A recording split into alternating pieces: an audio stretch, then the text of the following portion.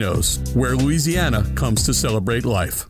The Grand Bayou Casino, conveniently located off I-10 at exit 139 in Gross-Ted, offers the latest video poker machines 24 hours a day, 7 days a week. Got a great staff at the Grand Bayou Casino. Our inviting staff will greet you with complimentary coffee and sodas as you enjoy listening to the curated tunes in our comfortable seating. Make the trip to Grand Bayou Casino, where players are welcome. The Grand Bayou Casino, I-10 at the Gross-Ted exit. If you or someone you know has a gambling problem, call 1-877-770-STOP. The Grand Bayou Casino. The Thibodeau Store and the Pierre Part Store, now with locations in LaRose and Lockport, your primary source for lumber, hardware, and all building materials with convenient delivery options from Pierre Part and Lockport. The Thibodeau Store is also your home for an expansive selection of Cajun cookware, including cast iron pots, outdoor burners, and many related accessories. Find custom outdoor cypress furniture, a unique gift any time of year. The Thibodeau Store, the Pierre Part Store, and now expanded into LaRose and Lockport. All 4 sites accessible online at thethibodeaustore.com. Running a business can be difficult enough without the right relationship with your bank. With United Community Bank's local business bankers, you're not just a number, you're a partner. Contact Heath Meir, Nicole Glover, Hunter Creed, David Campbell, or David Henry to discuss how we can help your business today. United Community Bank, the local way to bank big. Locations from Baton Rouge to Golden Meadow. We've been serving the people of Southern Louisiana for over 60 years. United Community Bank, member FDIC, equal housing lender. Got a crack? Yeah, we're talking about your windshield, so chill. But seriously, if it's spreading, don't ignore it. Advanced Windshield comes to you, fixes it right, and recalibrates everything so your car stays safe. AdvancedWindshield.com. If you've been in an accident and the insurance company won't pay for your rental or the diminished value of your vehicle, you aren't alone. I'm Spencer Callahan. I'd like to help. Spencer Callahan is the one to see. Call 387-2323. LA 2620484, office in Baton Rouge. WNXX Jackson, KNXX Donaldsonville, and WDGL HD2 Baton Rouge. This hour brought to you by Spencer Callahan Injury Lawyers. LA 21 12681. Offices in Baton Rouge.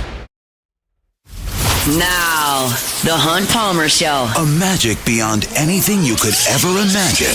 You are now listening to The Hunt Palmer Show. Brought to you by Sagrera Farms on 104.5 ESPN Baton Rouge. Locking down the middle of the day. You really think that's the best idea? Live from the Raising Cane studio. This is Hunt Palmer. It's quite a piece of work. Welcome in! Hunt Palmer coming to you from the Raising Cane studio downtown in the capital city on this Thursday. It means we're brought to you by Sagrera Farms Premium Angus Beef. Got Jordan Kitchens and Taylor Sharp back there on the ones and twos. Fired up. You were here with us working towards the weekend. Luke Johnson talking Saints at 1:15. It is, as I mentioned yesterday, the slowest point of the NFL calendar, which is quite rare in the NFL. It's usually pretty ramped up.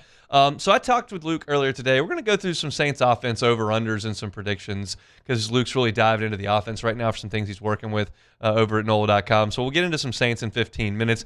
I'll continue my in-depth chart series. We talked center yesterday. We'll talk guard for LSU football today. Got a competition at left guard. Got probably a slotted-in right guard at this point, but we'll talk about that coming up in 30 minutes.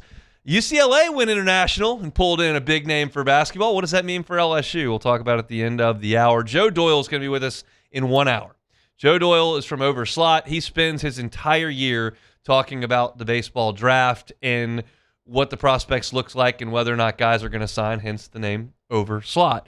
And he's got some predictions and projections. We're going to talk to him about the LSU guys. You heard my take on that yesterday. We'll get to Joe's coming up today at 2 o'clock. And SC Network's got all LSU games on today. None of them are any good, but there's a lot on. We'll talk about that at 2:15 in hour number 2. So let's get things rolling like we do every day with our opening drive. Welcome to the big league. It's time for Hunt's Opening Drive. Presented by Fabry Chevrolet GMC in St. Francisville. Our Matt Moscona over at LouisianaSports.net had a report about an hour ago. He obtained information that suggested that the top 40 donors from TAF, LSU Athletics, have been invited to the governor's mansion either August 3rd or August 5th to hear a proposal from LSU President Dr. Wade Roos that could, and I quote, quite possibly change the future of college sports. If you want to read that report, you can over at LouisianaSports.net. Ross Dellinger over at Yahoo has published the entire letter that the top 40 donors at TAF received. I'll read from excerpts of this. Governor Jeff Landry supported the presidency of Dr. Wade Roos because he believes Wade is an innovator, especially as it relates to economics, financing, and revenue. Let me be clear, this is not an ask for money. It's not a fundraiser. It's informational. It's a conversation about the future of LSU athletics. And remember what unites us all. It's 3 letters, 2 colors, 1 state. We are all LSU. I hope to see you all soon. So again, this is a letter sent to the top 40 donors from TAF that suggests, hey, come to the governor's mansion and hear about this proposal that Dr. Roos has that could quite possibly change the landscape of collegiate athletics. That's all the information that we have at LouisianaSports.net, and that's all the information that I have at this point. So I can't expound on it, only react to it, right?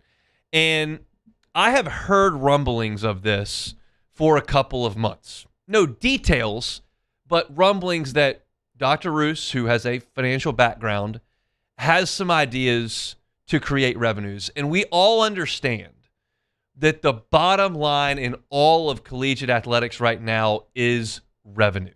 You cannot survive without money. Now, there are schools that allocate money differently, but you cannot do the things that you want to do without money. LSU cannot roll a baseball out on the diamond at the box and say, hey, top 20 players from around the country, big-time transfers, come on in. We're LSU. You see all the trophies? Come on in. Not going to work. Not going to work. Lane Kiffin cannot come in and bring a recruit in and go, hey, see all these Jim Thorpe awards?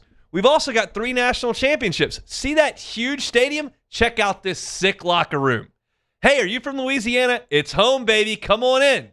Doesn't work. And oh, by the way, Lane Kiffin probably wouldn't work here if you didn't have a ton of revenues. Everything comes down to creating revenue so that you can spend enough to keep up, right? That's not news to you all. You're aware of this. And that's where we are in collegiate athletics. And if LSU can transform the game, I have no idea how. I'm not a financial guy. If LSU can transform the game, that's going to be something that puts LSU a leg up until everybody jumps in and eventually copies it. In the way that collectives were copied, in the way that NIL situations were copied. So there's always a trailblazer out there, but everyone eventually jumps in, except Dabo. That's a different story. Here's my take on this.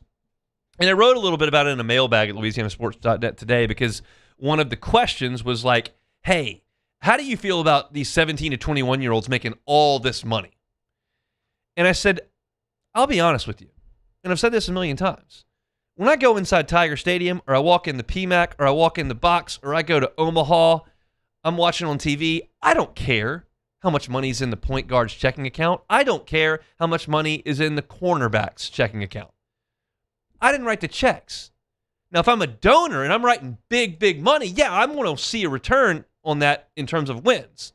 That's a different emotional and financial stake. I don't have that. I just have, did LSU win or did they lose? I don't care how much money the left tackle has. I don't care. And I don't feel like LSU fans should either. And I don't think most of them do once they walk in the stadium.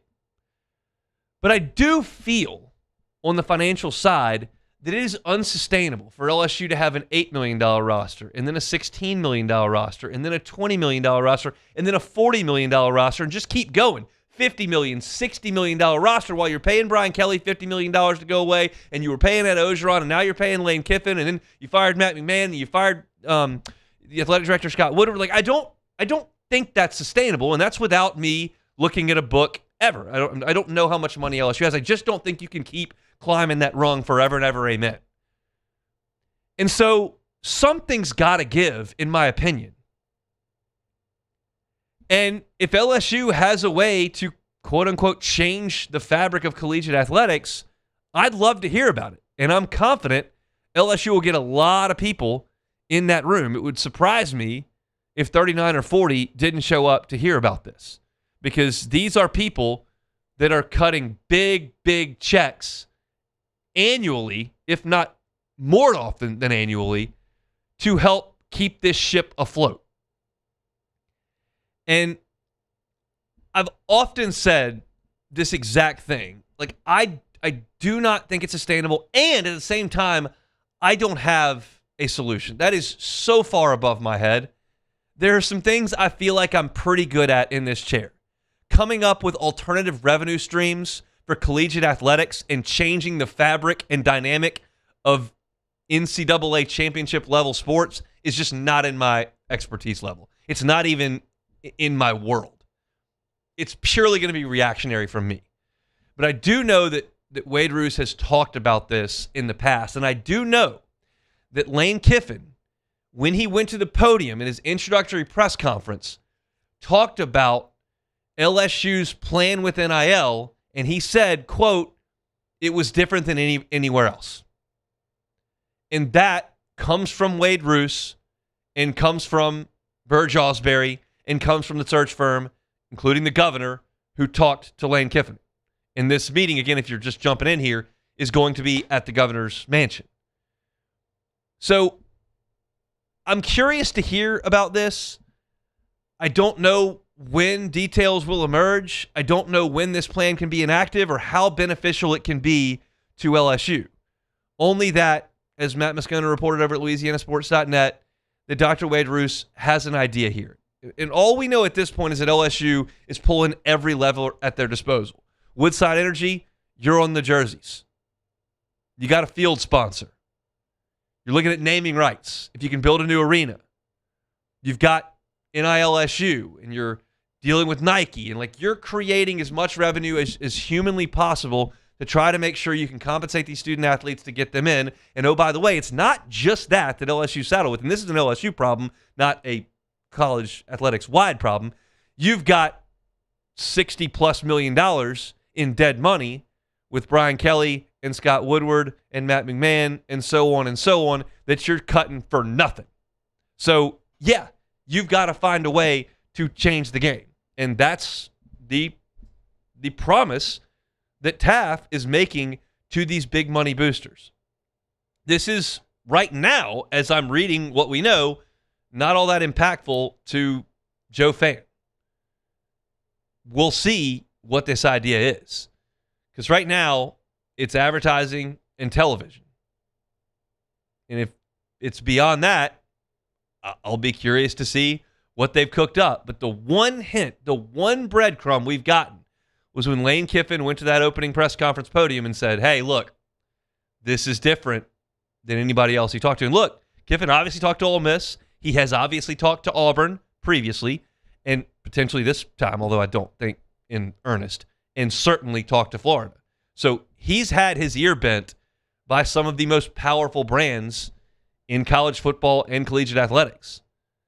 And if LSU's is better and makes sense, I think that's a real positive. And I don't think Taft, which is run by a board, is going to send a letter to hold a presentation at the governor's mansion with titans of industry and big money people that's really, really foolish or completely far-fetched.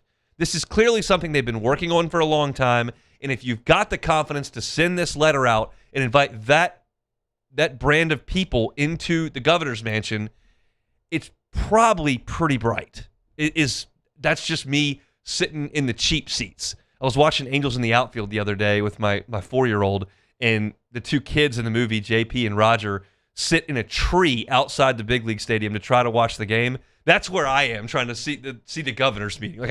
I'm so far removed from this arena, it's not even funny. So me trying to react to this, I'm way on the outside. But just speculating, right? Just speculating, it's probably a pretty good idea.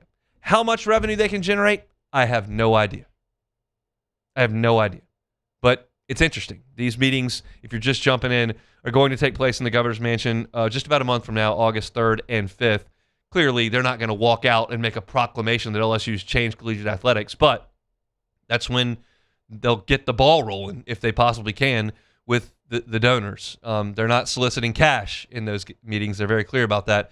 They've got a plan, and I'm guessing they just want the support of Tiger Athletic Foundation to implement that plan from the president's office there at LSU. So interesting stuff. You want to read about it, you can over at louisianasports.net. Matt Moscona was on it first over there, has it published, so you can read that on our homepage. As always, 100% free at louisianasports.net. We are off and running here on a Thursday edition of the Hunt Palmer Show, brought to you by Sagrera Farms Premium Angus Beef. We'll step aside. Let's talk some Saints. Have a little fun with it with Luke Johnson. That's next. The Hunt Palmer Show. Lifetime Roofing, LifetimeRoofingLA.com, LifetimeRoofingLA.com. Not just roofs over at Lifetime Roofing. Well, they do roofs, but it's not just roofs. You want professional installation of windows? They got it. Professional installation of siding? They got it. Anything on the exterior of your home, Lifetime Roofing is so happy to help you with that. That also includes gutters. So if you want to freshen up the outside of your home, whether it's the roof right during storm season, if it's gutters, if it's siding, contact my friends at Lifetime Roofing. They are local Baton Rouge folks that own and operate this company. It's a growing team right there at a gorgeous facility off College Drive, and they're here to serve the community that they've grown up in and that they love. So contact them at LifetimeRoofingLA.com for your roofs, for your gutters, for your siding, for your windows. It's all there at LifetimeRoofingLA.com. When it comes to industrial construction, River Parish Contractors can do it all. Mechanical, structural, custom fabrication, specialized welding, and turnaround services. Strategically located in between Baton Rouge and New Orleans, we have the local team with the experience and commitment to safety to manage the most complex industrial projects. Period. Here's the deal. Partnering with us means your project is delivered on time, on budget, and most important, safely. River Parish Contractors, let's get building. Who bears the standard? Who sets the bar? It's not those satisfied by low-hanging fruit or by taking it easy. No, the standard is set by the best of us, by those who work hard. Dig deeper. Give more. At Sunshine, we're proud to provide John Deere products that work hard for you, the standard bearers. Find the dealer nearest you at sunequip.com.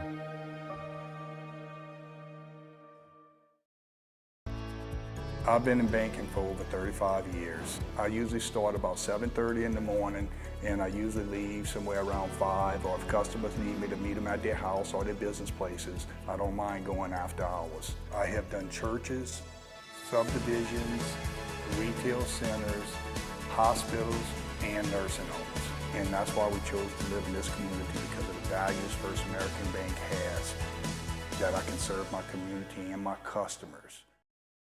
At Bayou Automotive, we believe in a sales process that puts you first. We want you to experience an easy purchase with clear pricing and great service. Let Bayou Ford and Bayou Chrysler Dodge Jeep Ram be your trusted partners in finding your perfect vehicle. The crew at Bayou Automotive is going to do right by you. Hey, it's Matt Moscona. Look, back pain can sideline you from the things you love. That's why I trust Dr. Kevin McCarthy and the team at the Spine Center of Louisiana. Dr. McCarthy doesn't just treat symptoms. He gets to the root of the problem. From advanced injection therapy to minimally invasive surgery, they've got the expertise to get you back in the game. With 5 locations across Louisiana, including right here in Baton Rouge, quality care is close to home. Call the Spine Center of Louisiana or visit SpineCenterLA.com.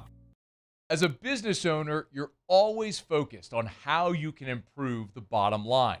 Well, when was the last time you shopped your insurance coverage? Insurance Network of Louisiana can help. If you're a business owner, let my friends at Insurance Network of Louisiana see if they can find you better coverage for less money. They always offer exceptional customer service and partner with only the best providers. So check them out online today at lainsurance.net.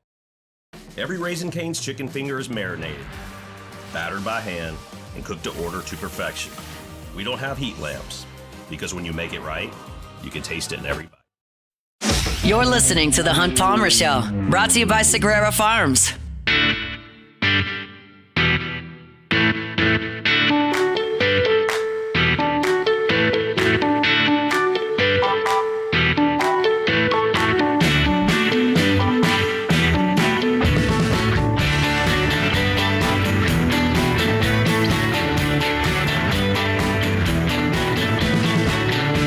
Today's show is always brought to you by Sagrera Farms Premium Angus Beef. Let's talk Saints. Luke Johnson covers the team for NOLA.com and The Advocate. He's with us on Thursdays. Now, the Jim's Firearms Hotline. Luke, how are you? I'm doing fantastic, buddy. Thanks for having me on. Absolutely. I'm told by a source that you're looking at the Saints offense these days. This is kind of the doldrums of the NFL calendar, which is rare. Things are usually in pretty high gear with the NFL, but we're waiting on the Saints to report to camp. So let's talk about the offense and put together some over-unders and some predictions here for the Saints offense, if you would. Care to play along? I would love to do so. Let's do it. Let's start with the big picture. 16th in the NFL last year was the Green Bay Packers in points per game. That's 23. Over under 23 points per game for the Saints, which put them right in the middle of the league last year. Yeah, I'm going to go slightly over on that. And I think that's pretty optimistic considering this is a Saints team that really for a couple of years now has struggled to score 20 a game. But I look at this offense and I don't really see a weak spot on it right now. I think the only thing you could argue is you don't know what's going on with Alvin Kamara, and I don't know about their depth at running back. Like if Travis Etienne had to miss some time, you could say, okay, they don't have anybody proven behind if Alvin Kamara is not on the team. Outside of that, man, I think their offensive line looks really, really good. I think this potential will be their best offensive line since Ryan Ramczyk and Teron Armstead with their starting tackles. I think the depth in their pass catching core has just really blown me away this offseason. I've never seen anything like it in this will be my 9th season covering the team. It's always been one dude and a bunch of who knows what you're going to get. And I think they're deep at receiver, they're deep at tight end. Feel really good about that, and I feel really good about Tyler Shuck. I mean, he's got to prove it, right? But I think that like everything I've seen this offseason, everything I saw in his rookie year, I feel good about him. So I think they'll take a pretty big step forward this year, be a top half of the league scoring offense for sure. Well, let's start where you started at running back with Alvin Kamara. I've got the over-under on his total yards, which, as we understand, could be 0 if he's not on the team. But over-under on his total yards as we stand here today at 525 for this season. All right, this is with the understanding that he's going to be on the team. I think I would take the over, okay. Just because I think that, if he's on the team, I think they're going to find a way to use him in the ways that make the most sense, right? And I think that he can still give you something as a pass catcher. And I think that if you are taking some of the wear and tear off of him, as they've been misusing him for years as like a bell cow back, right? If you can just get him back into that mode that he was in early in his career, which obviously he's not the same player, but I think we could see some better play out of him. And I think, especially with an improved offensive line, second year with Kellen Moore calling the plays, I like the guys they have, diagramming, diagnosing the run game. I think that's a pretty easy bar for Alvin to clear. I think he might have even cleared it last year when he was really ineffective and missing whatever it was, 6-7 games. Yeah. So I'll go over. He played 11 games last year and was pretty close to that number. So we will see. Let's stay on the ground, but with the quarterback. I've got him at 25 yards per game rushing, and for to have a barometer for that would have put him 5th in the NFL last year if he ran for 25 yards per game. Among quarterbacks, obviously. Quarterback, Tyler Shuck running for 2. I'm going to go under on that. Okay. I think he can do it. And there's going to be moments when, he broke off a 30-plus yard touchdown run last year. He can do it. I think he's really important to what they're doing this year. And for a team that has a 5-year playoff drought, whose hopes are really resting on this young quarterback who had injury issues in college. If I'm Kellen Moore, I'm telling him, take it if it's there and get the hell down. I think that they could do designed run stuff with him. I've seen it happen in training camp practices. You can see the way he moves. He's a really good mover. But I don't want him doing that. Absolutely not. Even if his injuries are like freak injuries in college, broken collarbone, broken leg, whatever the case was. I want him as far away from harm's way as I can. Let's talk about some of the young guys on the outside. I've got Jordan Tyson over under receiving yards at 600. I'm going to go over, and I feel like that it might be a little optimistic, but I think I think if he stays healthy, I think he's going to top 800. Okay. And I think that's really the main thing here. But you look at some of these numbers put up by rookie receivers in recent years. Huge numbers. If you're just looking at last year's crop, I think, at least two guys went over 600 receiving yards, and probably, if I were to actually look at the numbers, probably three or four. And that was not even a great rookie class. And when you look at some of the recent years, Brian Thomas going over 13 or 1,400 yards, guys who weren't top 10 picks. I think 600 is a pretty easy bar to clear as long as he stays healthy. Now, look, they got a lot of mouths to feed in this offense, but I think he's going to be a big primary weapon for them. Let's go to Oscar Delp. I've got him over under 20 catches this year. I'm going to take the slight under, okay. just because I just don't know how much heavy they're going to run, and I don't think he's going to take a bunch of snaps away from Juwan Johnson.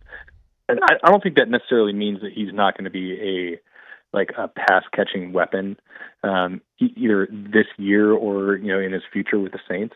I think he's got a really bright future as a two-way tight end. Somebody who's going to impact the game as a blocker and a pass catcher. But I think the opportunities are going to be a little bit limited for him this year, just because they have so many guys they can lean on.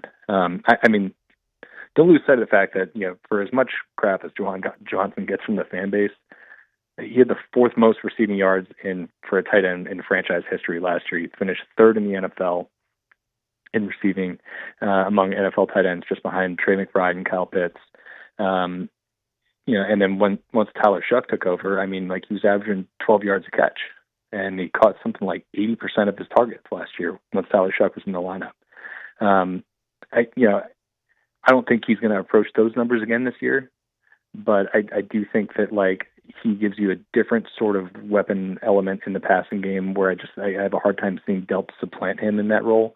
And I think his opportunities are going to be more limited as a rookie. Those are great numbers. I was completely unaware of a lot of that because I think it's probably because I'm influenced by the fan base that says he's not very good. Yeah. So. No, look, he has every week or two he'll have just a really serious gaff and concentration or drop a catchable ball. And that's just everybody is just well, obviously he sucks. It's he had 900 receiving yards last year. It's close to that. It's 889. He's a good player.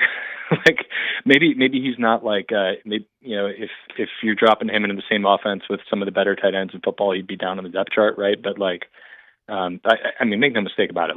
The guy can play ball. Maybe not at a Pro Bowl level, but when you're talking about receiving ability among NFL tight ends, he's up there. I feel pretty good about the numbers I set for those. This one may be not all that great. I'm not as confident in it. Well, you may be on one side clearly here, but it's two players against each other. More catches this year, Jalen Polk or Bryce Lance? Jalen Polk, I think, without a doubt in my mind. I'm really, really intrigued by Bryce Lance. And, again, kind of like Oscar Delp, I think he's going to have a role in this offense because, just simply put, there are not a ton of guys on planet Earth who are 6'4" who run a 4.3 40. There's going to be a role as a vertical element in this offense for Bryce Lance.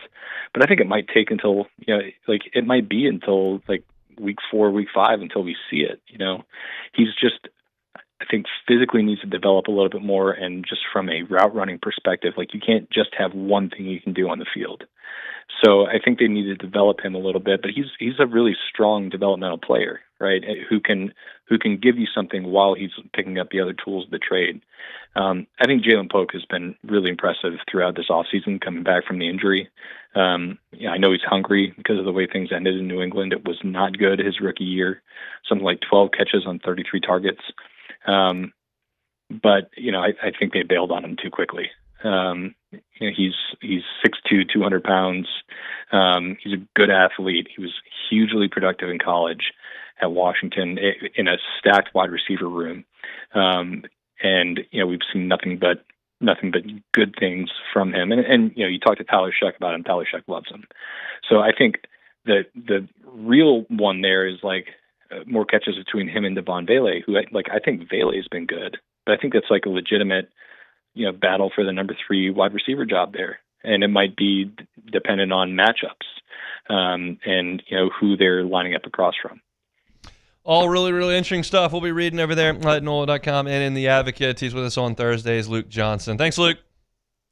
Thanks, buddy. And over on Tyler Shuck, 4,000 yards. Let's go. Wow, we like to hear that. We like that. Luke giving us the optimism here on a Thursday. Look, I talked to Luke a little bit earlier, and he's like, I just am really feeling the positive vibes about the Saints on offense. And I understand it that time of year, and I understand like looking at it on paper and going, this could work. This could work. I'm excited to see how it all comes together. But it certainly looks better on paper than it has in the last couple of years. It's really hard for me to get all the warm and fuzzies with Derek Carr back there. It's really hard for me to get the warm and fuzzies with Spencer Rattler back there. You can try. But Shuck doing what he did late in the season last year, I think, really paints things in a different light. And we'll see if it was just a competition, or they didn't know what he was good at or weren't ready to prepare for him, and now everybody's got 2 months of tape on him. But at this point in the calendar, it's reasonable to feel better about what Tyler Shuck and this Saints offense can do. So Luke obviously feels good about it. That was fun. I appreciate him for jumping aboard here on this Thursday. We'll switch back to LSU football when we come back. The Hunt Palmer Show. Fabry Chevrolet GMC, FabryChevrolet.com. That is FabryChevrolet.com on Highway 61 in St. Francisville. The Fabry family has been here for 35 years, y'all. You've very likely had experience with them at one dealership or another. You're talking about 5 locations, 3 different brands. They're awesome people, and they treat the people of Baton Rouge and the surrounding area with amazing customer service, and that's why people keep going back. You get a great buying experience when you go there. That's the first step they can promise you. You're going to get a great deal as well. They've got an unbelievable inventory, and you can check out that inventory online at FabryChevrolet.com. If you need a new car for that family road trip, or you're trying to buckle down for school, which is going to start before too long, you want to make sure you got that new ride to load the kiddos up and get them to school and home safely, go see Fabry Chevrolet GMC. They're happy to show you their Chevy Suburbans, Chevy Tahoes. They're happy to show you GMC Sierras and Yukons, and it's always a great time to get by and see their trucks. The Sierras as well as the Silverados are fantastic. They got new and pre-owned, and it's all on the website, FabryChevrolet.com. Go see them, Highway 61 in St. Francisville. That's my friends at Fabry Chevrolet GMC. At Bayou Automotive, we believe in a sales process that puts you first. We want you to experience an easy purchase with clear pricing and great service. Let Bayou Ford and Bayou Chrysler Dodge Jeep Ram be your trusted partners in finding your perfect vehicle. The crew at Bayou Automotive is going to do right by you. My name is Mike Krumholt, and I've been with First American Bank for 4 years. What makes First American Bank special is we're able to offer all the products and services that any other big bank can offer. What sets us apart is being able to give that small town feel that someone can pick up the phone and they can talk to someone or stop by the branch and get excellent customer service. Investing in a new roof doesn't have to be overwhelming. At Pelican Roofing, we offer 0 interest for 21 months because everyone deserves a safe, secure home. Trusted, local, affordable. Pelican Roofing, making quality roofing affordable for South Louisiana families. I'm Gabrielle McLeod on behalf of the Louisiana Propane Dealers. I have spent hundreds of hours preparing for scholarship competitions. That preparation paid off when I won the Fitness and Talent Awards along with the title of Miss Louisiana. The Louisiana Propane Dealers are also pretty talented and want you to be prepared for when the power goes out. Visit LouisianaPropane.com to find out about propane generators and other safety tips. Louisiana Propane, it truly is the fuel for our future. After a decade of working in private duty nursing, I know how hard it can be to find compassionate care for the ones that you love the most. So I started Decision Critical, a premier concierge nursing agency, so we can take care of you wherever you are. Our highly skilled nurses provide exceptional care from the comfort of your own home with personalized packages for short-term, long-term, or even around-the-clock care. Visit us at DecisionCriticalBR.com and give us a call today to get started. Hey, it's Matt Moscona. Look, back pain can sideline you from the things you love. That's why I trust Dr. Kevin McCarthy and the team at the Spine Center of Louisiana. Dr. McCarthy doesn't just treat symptoms. He gets to the root of the problem. From advanced injection therapy to minimally invasive surgery, they've got the expertise to get you back in the game. With 5 locations across Louisiana, including right here in Baton Rouge, quality care is close to home. Call the Spine Center of Louisiana or visit spinela.com and tell them Matt sent you. Eagle 98.1, the rock station. Home of the Woody Show in the morning. Scotty Mack with Rock at Work. Michelle Southern with Southern Rock. Home of LSU sports since 1998. And rock for Baton Rouge since 1985. Take us anywhere with the Eagle 98.1 app. To join our VIP fan club, text ROCK to 225.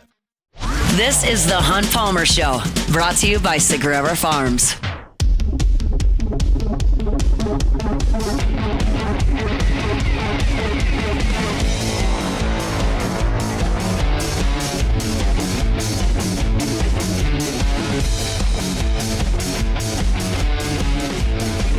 Let me tell you about David Duvall and One Bath and Closets. They're online at onebathandclosets.com.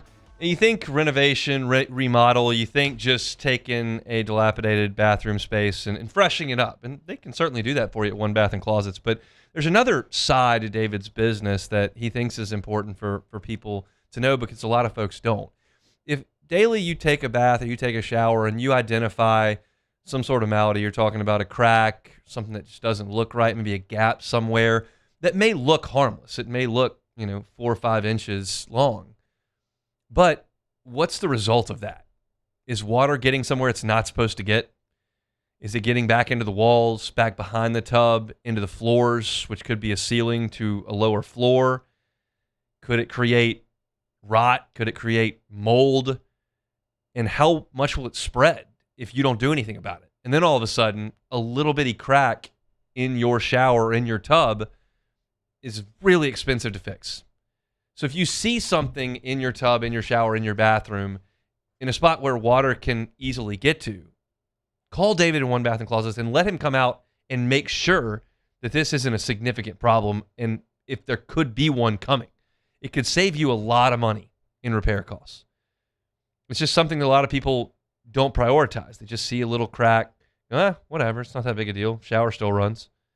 And then all of a sudden, you leave it for 6 months, and you've got a significant problem. Let David and his team come in and help. It's One Bath and Closets. Find them online at onebathandclosets.com. All right, we're going through every position on the LSU roster one by one as we get ready for SC Media Days coming up in just over a week. And then, of course, fall camp will follow a week after we get home from SEC Media Days. And yesterday we started the series off with center. We'll go to guard today. I'll be pretty frank. Guard was a problem for LSU last year. Really, the entire offensive line was, but guard was a problem. Like, Josh Thompson was okay on the right side. DJ Chester, Cohen Eccles, Paul Mabinga, Carius Curran all kind of took their turn at left guard, and none of it was great. LSU struggled all year to run the ball. They struggled in pass protection. And I want to be clear, not all of that was on the offensive line. You had significant problems at quarterback. You had significant problems in the offensive scheme.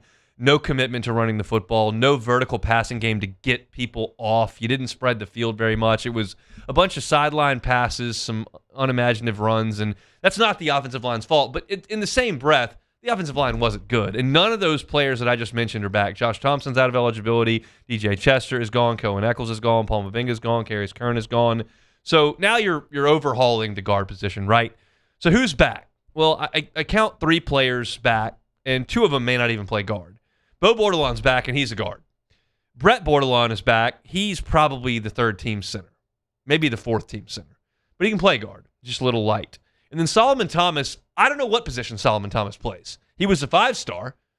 His size indicates he could probably play guard or tackle. He never practices, and he certainly didn't play in a game. So we're out there, like, where's Solomon Thomas? Well, he's not here. So I put him in the guard, but I have no idea what he can do. But you've also went out and added transfers, and they're going to help. Alu Ba from Maryland, it comes in. Devin Harper from Ole Miss comes in. And then you get some depth pieces in Jamar Jones, who transferred from Nichols. He's a New Orleans product. And then Jaquan Sprinkle comes in from North Carolina center. What we know is that Bo Bordelon has waited his time, obviously, right? I've talked about him a lot. He was in the class of 2022. Some of his classmates coming into that signing class were Will Campbell, Emory Jones, Mason Taylor, Harold Perkins. Like, these were his signing classmates. And those guys have been multi-year starters and NFL players and first-round draft picks, and he just hadn't really played. He started one game in 4 years, and the one game he started was the Texas Bowl when Will Campbell and Emory Jones and Garrett Dellinger all opted out, and so he started. But he's played in 42 games on special teams, and it's kind of a jumbo set tight end, and he's 6'6", 305. He didn't transfer. He hung around, and he beat Devin Harper out like a week into the spring. That's not to suggest that he's locked in for the Clemson game, but it is to suggest that they never switched back in spring. We saw about a weekend like Devin Harper started at left guard, and then a weekend Bo Bordelon was left guard, and it never changed. So he right now is the front runner at left guard, and Aluba is very much the front runner at right guard, and I would suggest it would be very difficult for someone to beat him out. He started his career at Georgia, played at Maryland. He's huge, 6'5", 330. Started 24 games, including all 12 last year for the Terps at right guard. Pro Football Focus really likes him in the passing game. He graded 72.3 there. Did not allow a sack. He only had the quarterback hit 2 times.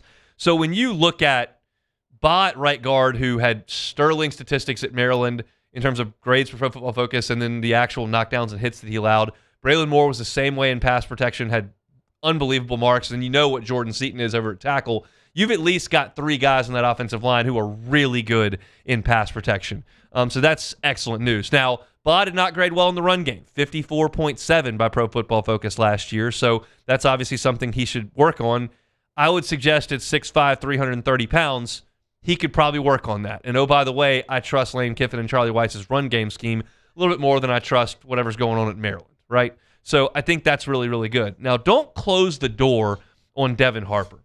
When Devin Harper transferred from Ole Miss to LSU, those that cover Ole Miss suggested he was very likely to take one of the 2 tackle spots. Ole Miss's 2 tackles moved on, and he was likely to take either one of them. I heard someone say left tackle. I heard someone say right tackle. Doesn't matter, but he was likely to take a tackle spot.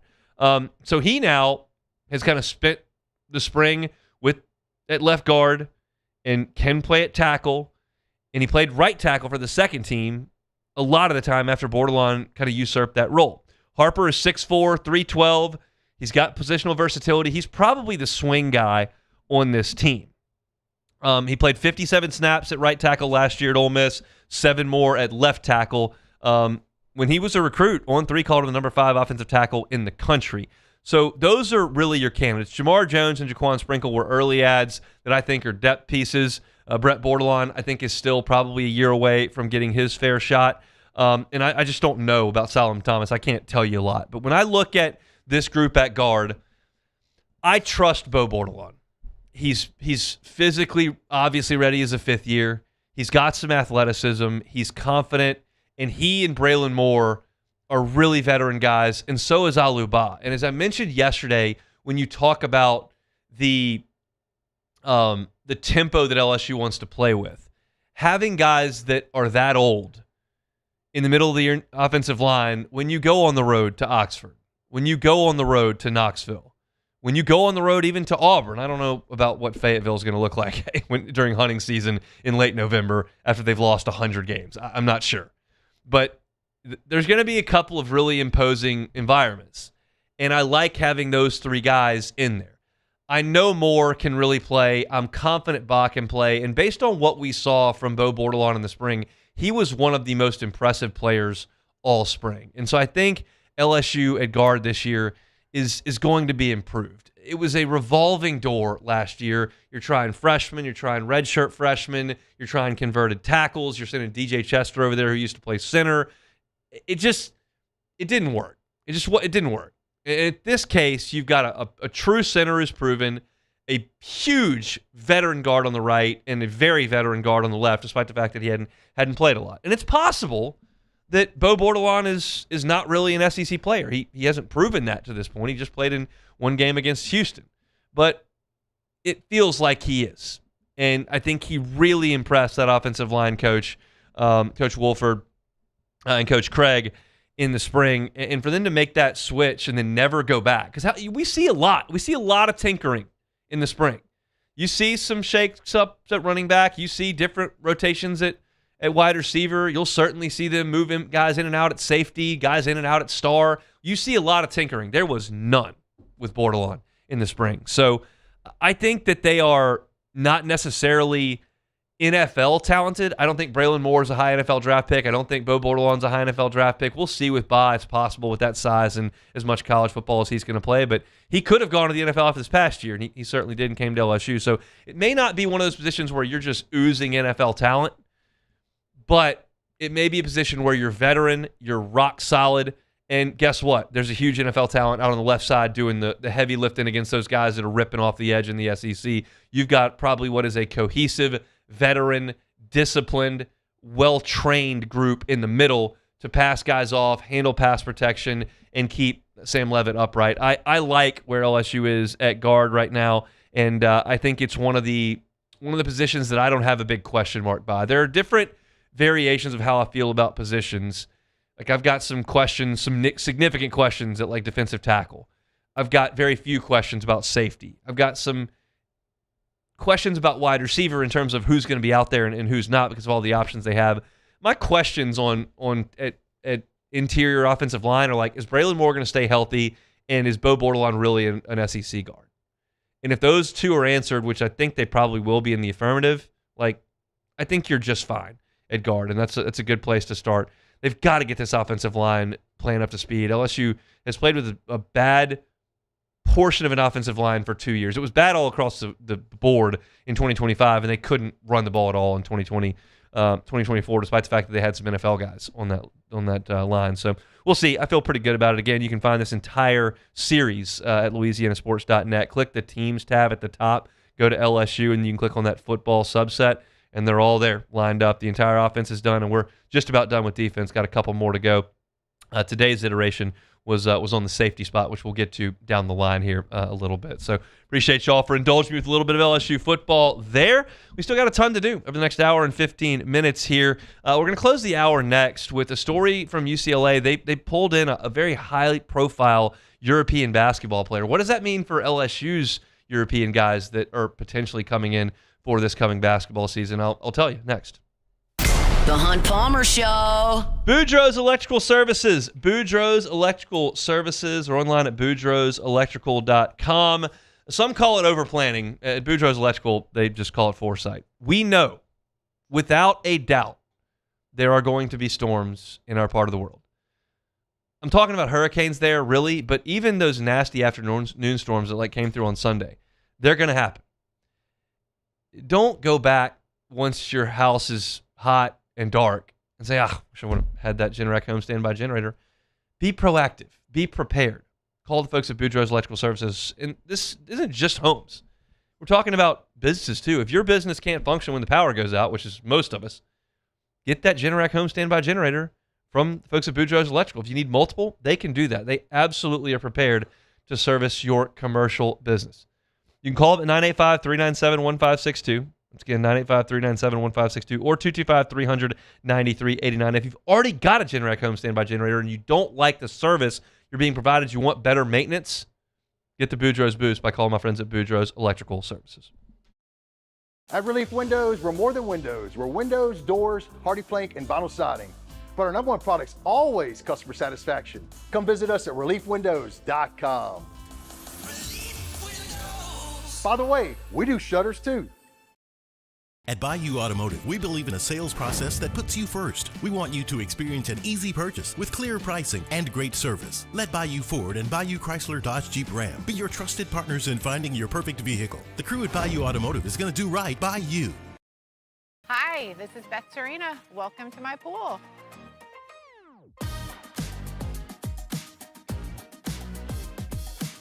The first time I saw this beautiful pool, it exceeded every expectation that I had. They were able to get everything we wanted in this pool. It is a beautiful pool. We live out here, we eat out here, we watch TV out here. This is like our living room outside. We love this pool and everything about it. When we decided to build our pool, we called a great friend who is one of the best pool builders in the country in North Louisiana, and we said, who would you choose to build a pool in Baton Rouge? And without a hesitation, he told us Russell Pools. He said their history, tradition of great builds, great pools was unmatched. So of course, who did we call? Russell Pools.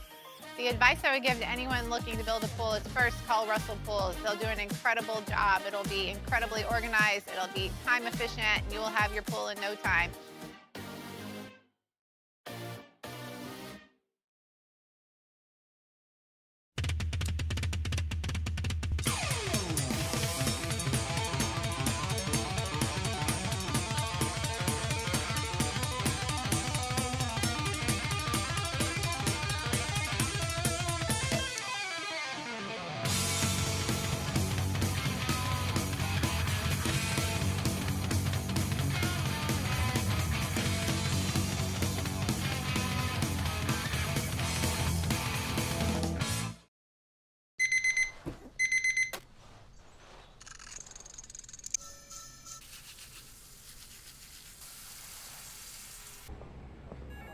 Sometimes you ignore the signs, even when they're right in front of you. Problem gambling isn't always easy to spot. Know the signs. Set your limit. Learn more about healthy gambling habits by visiting us online or text or call for free confidential help now. Looking for cleaner energy? Propane is energy for everyone. And when you're cooking with clean, affordable propane, you're cooking with gas. In the wintertime, nothing heats a home like Louisiana propane. And when you need hot water, propane's got you covered. Oh, and you won't regret that propane generator when the power goes out. I'm Miss Louisiana, Gabrielle McLeod, and to find more information and to find a propane dealer. This is the Hunt Palmer Show, brought to you by Sagrera Farms.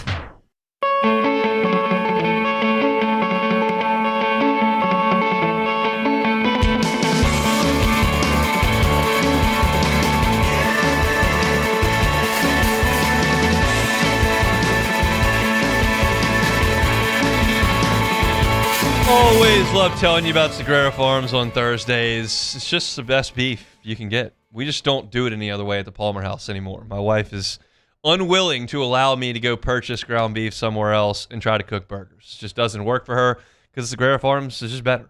It's a better quality product, and you can have it.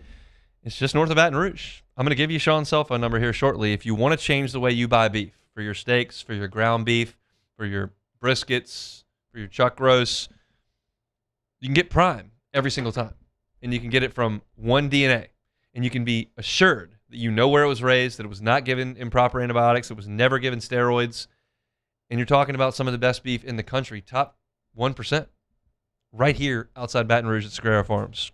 Text Sean or call him. He's in the 225, obviously, 719-1723. And guess what? If you go up to the farm and you pick out that cow that you want, and you get it, bring it home, and you don't like it, you just don't pay for it. You don't pay for it. You're paying a lot when you buy that beef at the grocery store.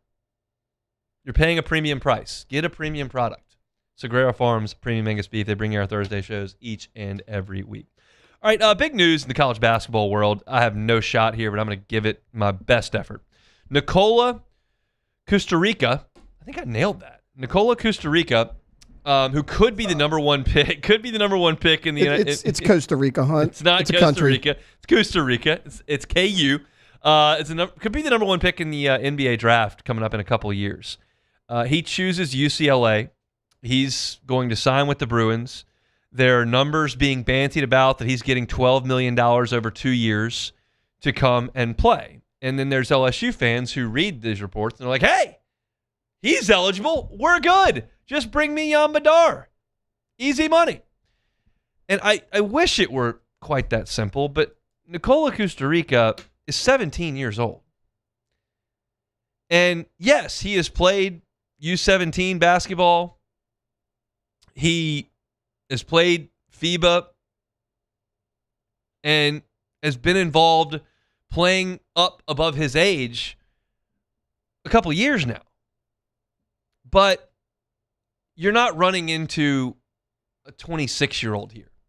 You're not running into someone who's made upwards of $7, $8, $9 million here. You're talking about a young person who's just coming over from Europe at right around the end of his high school age. He's not even eligible for the NBA draft for 2 more years. So I'm not here. The point of this segment is not to tell you that LSU has no chance to get Jan Madar here, even though he now is entertaining other professional offers overseas. It's not to tell you that you can't get R.J. Lewis eligible. It's not to tell you that you can't get Marcho Santos eligible or any of those Europeans that LSU is bringing in. It's not to tell you that it's not going to happen. It's to tell you that this doesn't prove that it will. Because it doesn't matter how much money they make here, which you're talking about $12 million at UCLA. If you got that and you can get it cleared, great.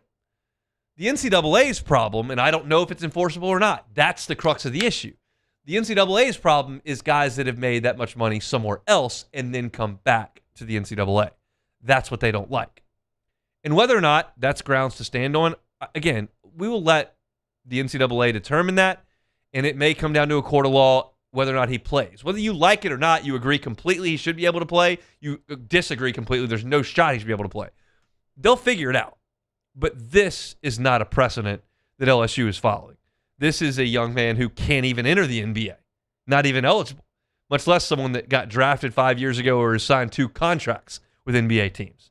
So I saw this and my ears perk up. When I'm looking at international stuff, like I'm going to look at that and see what the precedent is and whether or not it relates to LSU. In this case, with Nicola Costa Rica, it's just not apples to apples. So we'll see. This is going to be a slow process. I'll make a promise to you as the listener. I'm going to do what I can next week after the MLB draft is done to do a little bit of reconnaissance on what's going on with LSU basketball and see what I can dig up and see what I can bring forward. But as of right now, it kind of feels like it's at a stand. So LSU has kind of looked at the guys they want to bring in. They've identified them. They will have filed the paperwork to the NCAA to determine why they should be eligible.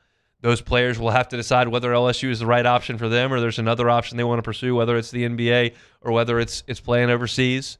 And then it'll all settle. As Will Wade said with John Rothstein, this has always been really, and I'm putting words in his mouth, but he said beginning of school, this is really an August 20th type issue. And we're at July 9th. So I don't think there's anything that's finalized at this point. They're just trying to work it out. And I would suggest, without proper knowledge to be definitive, just speculating, I would suggest that LSU it's reasonably likely that they are going to get a couple of guys ruled ineligible or they're not going to show up. I would be surprised if everybody came in. And then the question is, which I don't have an answer for, do you have a backup? Because it's probably in Europe, and they may. Good coaches do. I'm sure Lane Kiffin does. I know Jay Johnson's oversigned with this class with the draft coming up. But do you have a plan B if it doesn't work out? Now, speaking of Jay Johnson, he's got a big weekend coming up. You're talking about Saturday and Sunday, MLB draft. Joe Doyle is with Overslot. He's got all the info. I'm going to ask him about some fringe guys with LSU's class, what he thinks about their ability to get to campus and their ability as players. He covers it start to finish, so we'll talk about that to start off hour number 2. If you missed any of hour number 1, catch it on demand wherever you're sound. Just search Hunt Palmer Show. We'll come back after SportsCenter and national headlines on this Thursday. The Hunt Palmer Show. Always appreciate our friends over at Ochsner doing their best to make sure the people of Baton Rouge are staying as safe as possible. It's summer, y'all. It's really, really hot. And obviously, there can be some significant impacts that the heat can have on you. Heat stroke, though, can be prevented, although it's a major risk. You need to wear loose, breathable gear. You need to try, if you can, to work out in the morning or in the evening, not at those peak heat hours. Drink water and low-sugar electrolyte drinks. If you can, skip alcohol. That's going to help. It dehydrates you really fast. Use sunscreen, sunglasses, sun coverage hat. That's not just for the sunburn. It's also to just protect your body heat, right? And know your limits. If you feel off, stop. That's so important. They want to stress that. If you feel anything that's a little bit off, don't push it. It's not worth it. Take a break. You can find more if you're looking forward at Ochsner.org/UC. That's Ochsner.org/UC.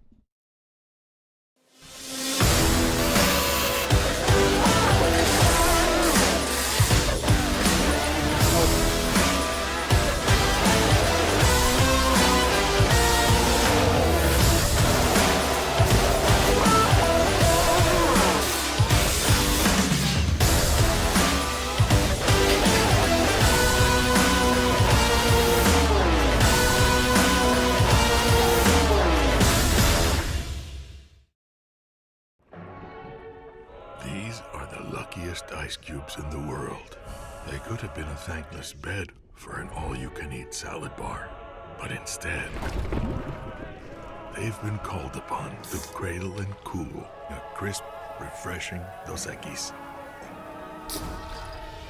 Huh. Looks like the lucky just got luckier. Dos Equis. At Bayou Automotive, we believe in a sales process that puts you first. We want you to experience an easy purchase with clear pricing and great service. Let Bayou Ford and Bayou Chrysler Dodge Jeep Ram be your trusted partners in finding your perfect vehicle. The crew at Bayou Automotive is going to do right by you. As a business owner, you're always focused on how you can improve the bottom line. Well, when was the last time you shopped your insurance coverage? Insurance Network of Louisiana can help.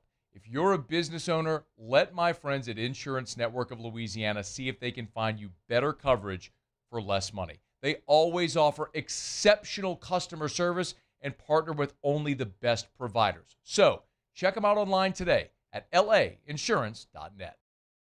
I'm Billy Schmidt, and I've been with First American Bank for 13 years.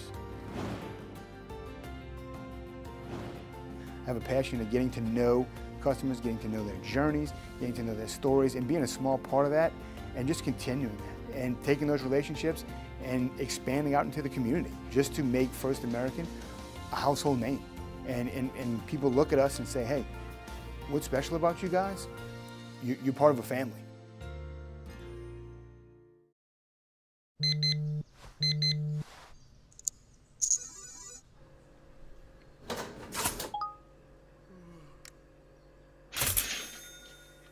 Sometimes you ignore the signs, even when they're right in front of you. Problem gambling isn't always easy to spot. Know the signs, set your limit.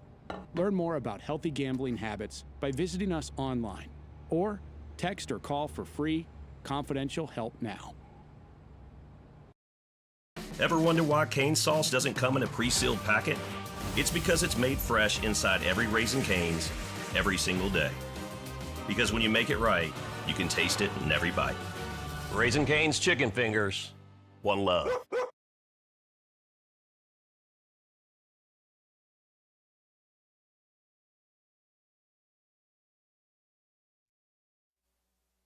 This is SportsCenter. I'm Christine Lisi. UCLA has landed an early contender for the top overall pick in the 2028 NBA draft. 17-year-old Serbian forward Nikola Kusturica reached a multi-year agreement to play for the Bruins. Teams continue to make their pitches to NBA free agent LeBron James. Cavaliers, Heat, 76ers appear to be his top three choices. Philly's appealing to him because of one big factor, explains ESPN's Brian Windhorst. Tyrese Maxey. I know that so much of the focus is on Jaylen Brown because that's how Philly got into this conversation. They traded for Jaylen Brown last week. But the reason I think he's seriously looking at Philadelphia is because of Tyrese Maxey, and that connection is with Clutch Sports, his agency that he is, basically a founder of alongside Rich Paul.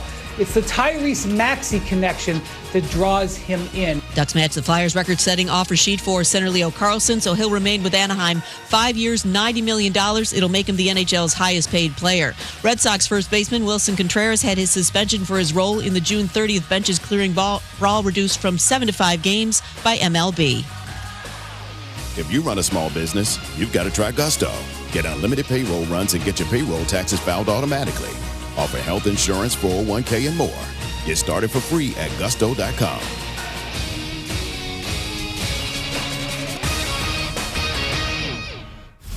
Now, The Hunt Palmer Show. A magic beyond anything you could ever imagine. You are now listening to The Hunt Palmer Show. Brought to you by Sagrera Farms on 104.5 ESPN Baton Rouge. Locking down the middle of the day. You really think that's the best idea? Live from the Raising Cane studio. This is Hunt Palmer. He's quite a piece of work. Hour number 2. Hunt Palmer Show here on a Thursday, brought to you by Sagrera Farms Premium Angus Beef. We'll talk some Tigers coming up here in 15 minutes. Kind of on a sad note, today's SEC Network takeover is a little bit depressing. We'll talk about it 15 minutes from now. What could be depressing or really exciting, depending on which side of things go, is the MLB draft coming up this weekend in Philadelphia. Jay Johnson and his team kind of pillaged last year from a freshman perspective by the Major League Baseball draft. They kind of tried to insulate themselves from that this year with a bulk signing class. It's going to get picked off at some point, but hopefully enough talent lands here in Baton Rouge for the Tigers to bounce back. Covering it for Overslot, where he is the founder and the host, is Joe Doyle on Twitter at Joe Doyle, MILB. He's on the Gems Firearms Hotline and joins us now. Joe, thanks for the time. How are you?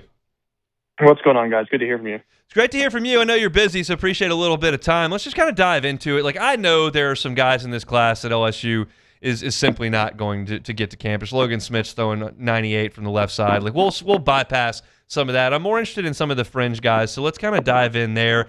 And Jensen Hirschkorn, maybe not. He's a 6'7" right-hander that throws a billion.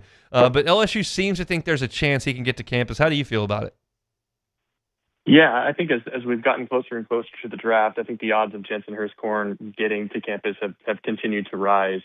He was a name that was very, very buzzy last summer and into the fall and into the spring. But his velocity was just okay for the spring. It wasn't what we saw much of last summer. So I don't think Jensen, with his 6'7" frame, really took that next step that a lot of scouts were looking for, which could fortuitously end up in LSU's favor. So I still think odds are better than not that Hirschkorn, I'd say a 60-40 chance that he goes pro, but yeah. I don't think it's a foregone conclusion that he ends up in Baton Rouge. Would be an interesting prospect to get here for sure. Those folks that were looking on Twitter during the MLB scouting combine, they saw Dominic Santorelli hitting the ball really far with a wooden bat. What can you tell us about the left-handed hitter and whether or not he might be in LSU's lineup moving forward? I've never seen a player look like that in high school. I've been following this kid since he was a sophomore in high school. He looks like Brian Urlacher with a baseball bat. It's unbelievable. I think it's probably a bit of a coin toss with Santorelli, as I understand it. He does have a pretty sizable signing bonus request to pull him away from LSU. And here's the thing, man. Like, scouts see that frame, they see that power, and they say, maybe we just throw caution to the wind. Maybe we just throw a bunch of our signing bonus at this kid because guys like this just don't come along, and the ceiling could be a guy that hits 40 home runs and is one of the better slugging outfielders in the sport. I think if you were to ask me today, I think there is a kind of like Hirschkorn. I think it's like a 66-33 split. I think he goes pro, but it's certainly not out of the question.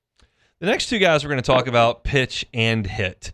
Will Adams is the first. He's from Hoover, Alabama. What do you know about him? I was told that he would absolutely get a chance to be a two-way player at LSU. I don't know what his professional prospects are, but what are your thoughts there? Will Adams is very interesting. On the mound, I believe he's up to 92 from the left side, which is a lot harder to find than you think. He played center field and right field for his high school team this year, so I think the first base designation that a lot of people want to place on him right away just because he did it on the showcase and tournament circuit last summer is a little bit misguided. It's a little bit narrow-sighted, if you will. I think he's got a chance to play in a corner, but this is a bat. Like what you're talking about a bat. You're talking about one of the better hitters in the country. It's left-handed, it's size, it's bat-to-ball skills, it's pitch selection. The strength in his frame suggests that he's going to hit for power. I don't know. I don't think he's going to be a center fielder by any stretch, but especially with the dimensions of the box, you could put him in left field, you could put him in right field, and I think you'd survive just fine. So unfortunately, I think Will Adams is a pretty surefire bet to go pro, but if he does make it to Baton Rouge, he's one of those guys like Mason Braun who could carve out a role right away. Joe Doyle is our guest. You can check out his work all draft weekend long and leading up to it at the end of this week at overslotbaseball.com. He's the founder and host over there. He's on Twitter at Joe Doyle, MILB. The other two-way player that Jay Johnson's trying to lure here is Lucas Noraki, who's another left-handed hitter and a left-handed pitcher. What can you tell us? Yeah, people slept on the bat way too long. I mean, there were teams trying to hide Lucas Noraki up until the end of April, even May. There were teams at the MLB Draft Scouting Combine who saw him as a hitter, as an outfielder for the first time. Now, in LSU's favor, Naraki decided not to run. He decided not to do outfield drills and instead just kind of manned the first base pillow. But I think he's a legitimate outfield prospect. He reminds me of Cole Calhoun, who played in the league for 10, 12 years. He can really hit. There's some power there, and I think he's a better athlete than people give him credit for. Oh, yeah, and he also spins a 3,300 RPM slider and is up to 96 from the left side. So If he makes it to campus, which again I think is less likely than not, if he makes it to campus, this is an immediate eighth inning leverage bullpen arm that can be developed into something pretty special. Is the hope for LSU there that, hey, he's like 5'11", maybe 6 feet tall? That's where the projectability kind of stops. Like, is that because you always have to try to find, unfortunately, from our perspective, the quote unquote flaw. It's either Bregman broke his hand or Curiel's skinny. Is Naraki's height potentially what could put him at campus? I think if it was being evaluated as a pitcher, yes. There's not a lot of teams that are going to line up in the draft to sign a player away from LSU who projects into a relief role. That's just not something that ordinarily happens. But I think there's enough teams that have him turned in as an outfielder at this point that, the size kind of be damned. If you can hit, you can hit. If you've got bat speed, you've got bat speed. And if you can play the field a little bit, doesn't matter how big you are. And that's kind of why I bring up the Cole Calhoun comp. Cole Calhoun was an excellent player for a very, very long time, and I think he's 5'9". So I think I see Naraki in a similar blend. This is one guy that I'll ask you about on the infield because LSU is in desperate need of infielders. It's Parker Lowe, who's not the biggest. He's a right-handed hitter, which Jay's gotten so many left-handed hitters committed, and he can't seem to get them to campus on the infield. Pro prospects like that. I think LSU could really use him in the program for a couple of years on the infield, specifically at shortstop. What do you know about Parker Lowe? Yeah, so let me just start off by saying Parker Lowe is one of my favorite people in this class. I've gotten to know him over the course of the last 16 months. He is humble, he is hardworking, and he's thorough with how he tries to improve his game. He's gone through a massive swing change over the course of the last 9 months, and it's really begun to show dividends in his bat-to-ball skills. But Parker Lowe is a surefire power hitter. It's power over hit, it's big bat speed, it's over-the-fence feel. I don't think he's ultimately going to play second base or shortstop in the SEC, but if he can keep his athleticism with the strength gains that can continue to come along, I think he's got a chance to play third base. And if you've got a third baseman in the SEC that can hit 265 and hit you like 16 to 18 home runs as a sophomore and a junior, you're going to be really positioned well to score a lot of runs. So I just want to reinforce that Parker Lowe, one of the easiest kids in the LSU class to root for. What's your gut tell you on where he is projectably if he does get drafted? I don't think he's going to get drafted. All due respect to Parker Lowe, I think there's a lot to like with him, but I think he is the type of clay. He's the type of foundation that needs to be developed. And because of that, let him go to the SEC, let him prove it for 2 or 3 years, and then let's revisit this in 3 years from now. But I think he'd be walking away from a lot of money if he decided to sign for less than 7 figures in 2026.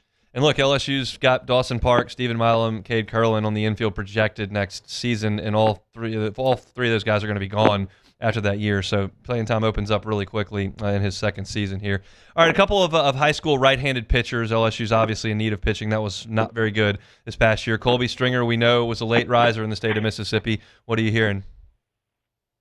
So I think Colby Stringer is going to get to LSU, and the reason being is it's a relief profile, at least coming out of high school. We call it a supinator profile. He doesn't have an arm path. He doesn't have a mix right now that includes a changeup, and so there's real risk that you're talking about a guy that's only ever going to be a fastball cutter, curveball type player. Velocity's been all over the place this spring. He's been 91 to 93 some nights. He's been up to 96 other nights. And he is a true hidden gem. I mean, this guy was off the radar of pro scouts for much of the spring. So gut tells me that he's going to end up at school, and I think it would take a fairly prohibitive number for him to actually sign, which I don't think is going to be out there for him.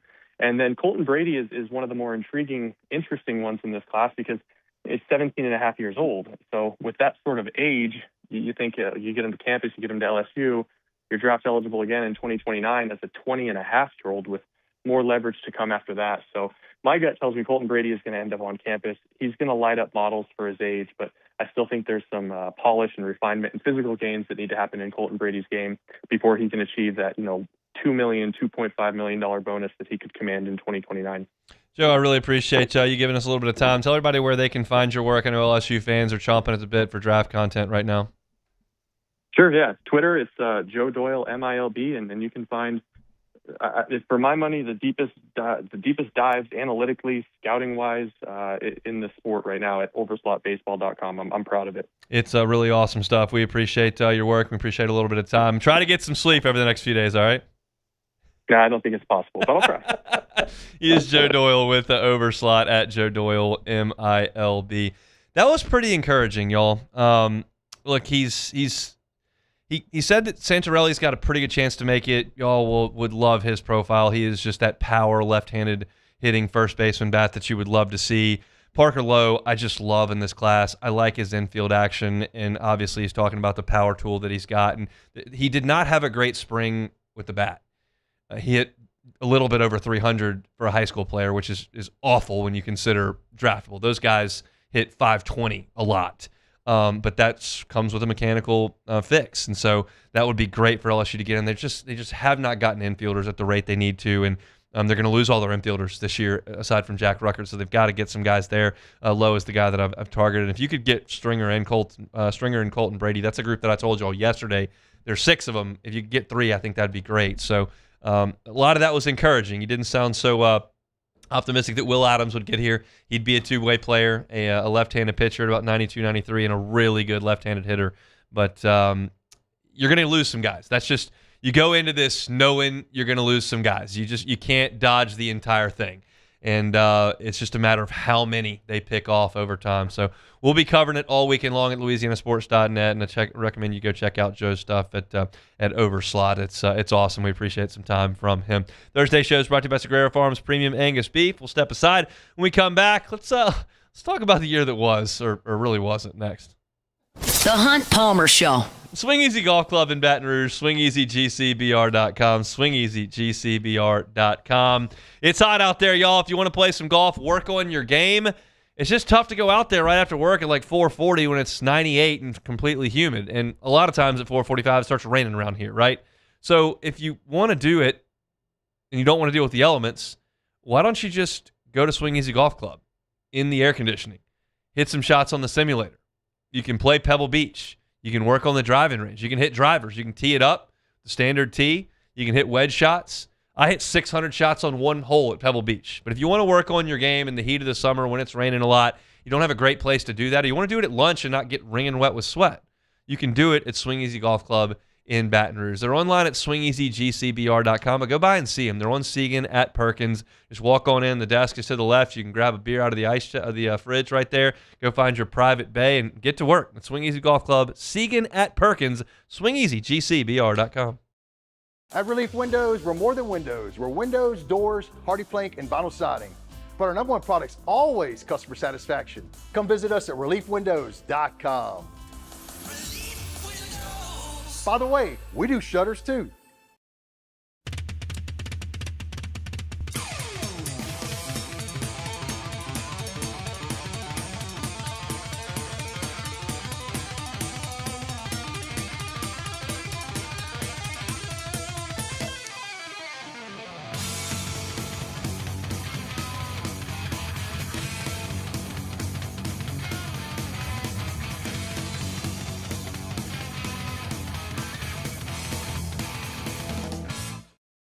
Box combo for George. I see you, Luis. Food's on the way. Please don't. Hey, you know you can use your hands, right? Got those box combos for you. Raising Cane's chicken fingers. One love. Hey everybody, Drew Brees here. Over the years, I've learned that the best teams are built on trust, preparation, and doing things the right way. That's one of the reasons I'm excited to announce that the Breeze Dream Foundation and I are partnering with Parish Construction and Roofing. Together, we are committed to helping families prepare for hurricane season. That's why Parish Construction and Roofing, the Breeze Dream Foundation, and WAFB are partnering to provide one capital area family with a brand new fortified roof. Visit WAFB.com/contest to enter the giveaway and view official rules and eligibility requirements. Because stronger homes build stronger communities. My father, J.B. Falgu, had a vision of growth for First American Bank and the communities we serve. The bank's foundation was built on his legacy of compassion, loyalty, and dedication. Through his years of leadership, First American has prospered to heights even J.B. could not have imagined. I know my father would be extremely proud of the customer service and financial stability that First American provides to Southeast Louisiana. We continue to thrive because of the legacy of J.B. Falgu. Looking for cleaner energy? Propane is energy for everyone. Propane water heaters are very cost efficient, and the savings are even greater with a tankless propane water heater. We all know that Louisiana propane is a safe and environmentally friendly fuel. So why not go green while you save some green? I'm Miss Louisiana, Gabrielle McLeod, and for more information, visit louisianapropane.com.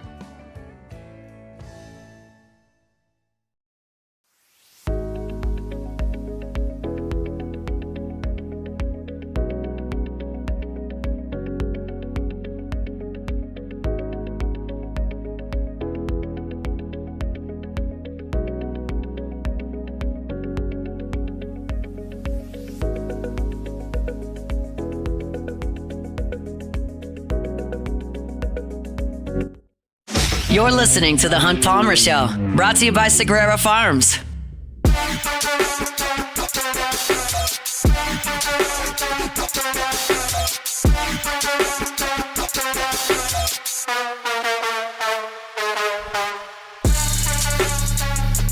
The Highland Insurance Group brings the Hunt Palmer Show every single day. They're online at highlandig.com. That's highlandig.com. Jonathan Carver and his team, they're just pros. They know what they're doing over at the Howard Insurance Group. I spent 7 years in insurance. Y'all know this. Spent a lot of time around insurance people.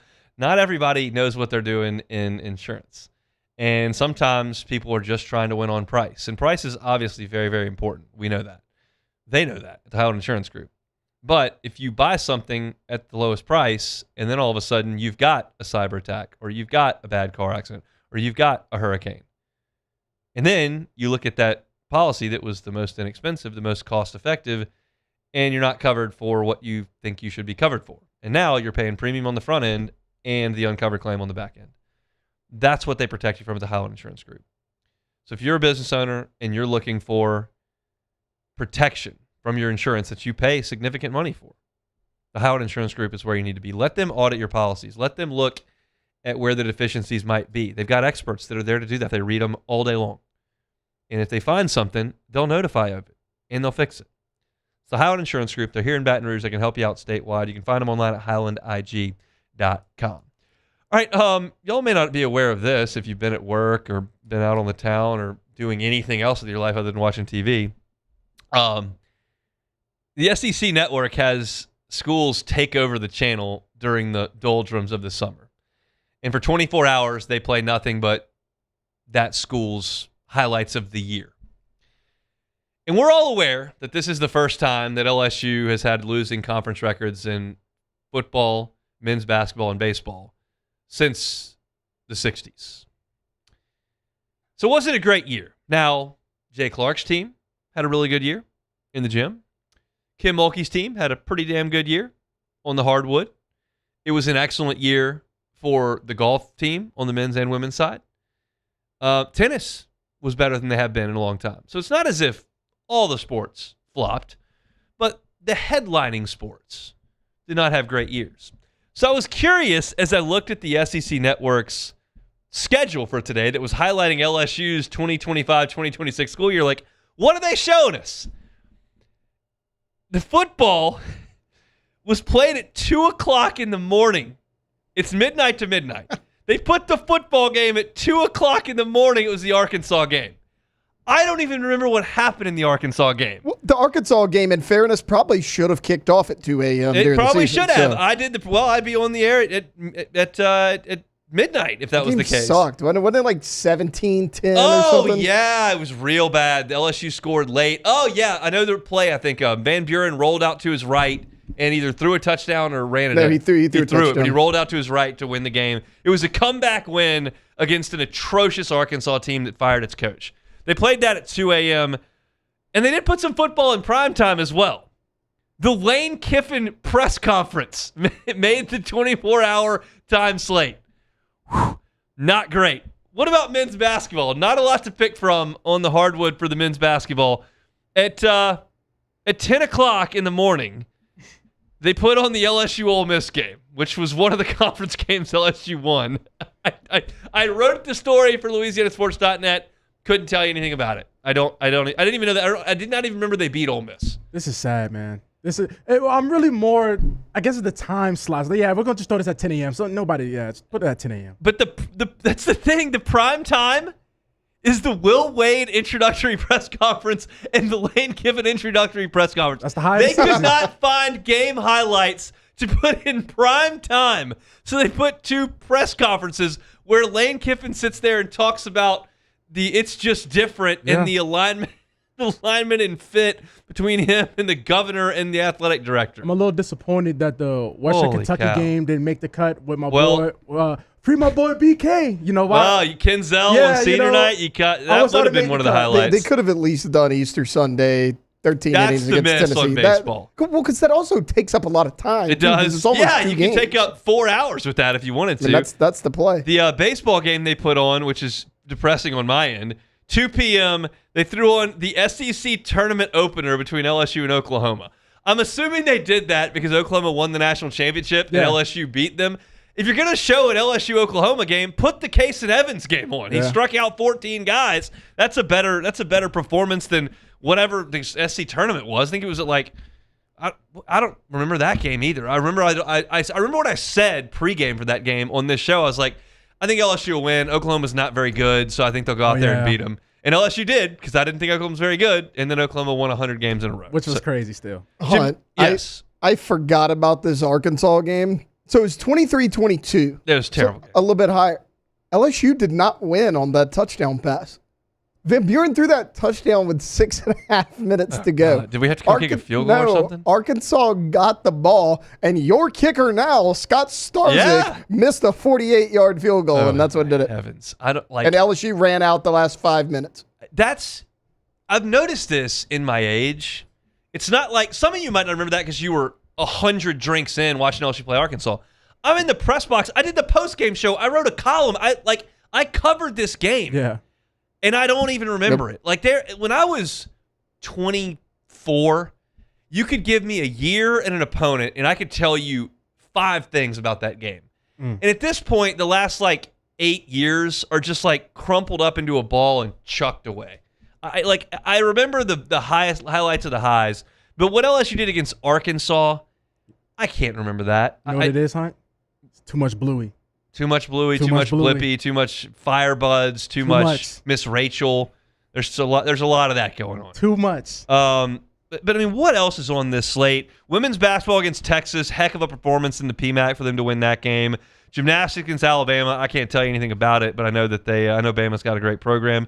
Women's basketball against Texas Tech in the NCAA tournament, that's a good one. Softball, they shoved at midnight on the front end and 10 p.m. on the back end. Softball beating Auburn, which who knows what that was about. And then you've got the Virginia Tech NCAA tournament regional victory, which was they played great in the regional. I remember that. But this is the saddest slate of LSU highlights I've ever seen. No, it's up there. I've talked about this. I generally in August host the Baton Rouge Alumni Association chapter meeting that kicks off the year. And I interview a lot of coaches, and almost every year I do that, they send me a coach that just won a national championship. I've done Jay Johnson. I've talked to Kim Mulkey. We've had Jay Clark. There's usually a national championship coach. It just didn't happen this year. It just wasn't in the cards. Gymnastics had a great go. They were right in the thick of it, and they could have won it.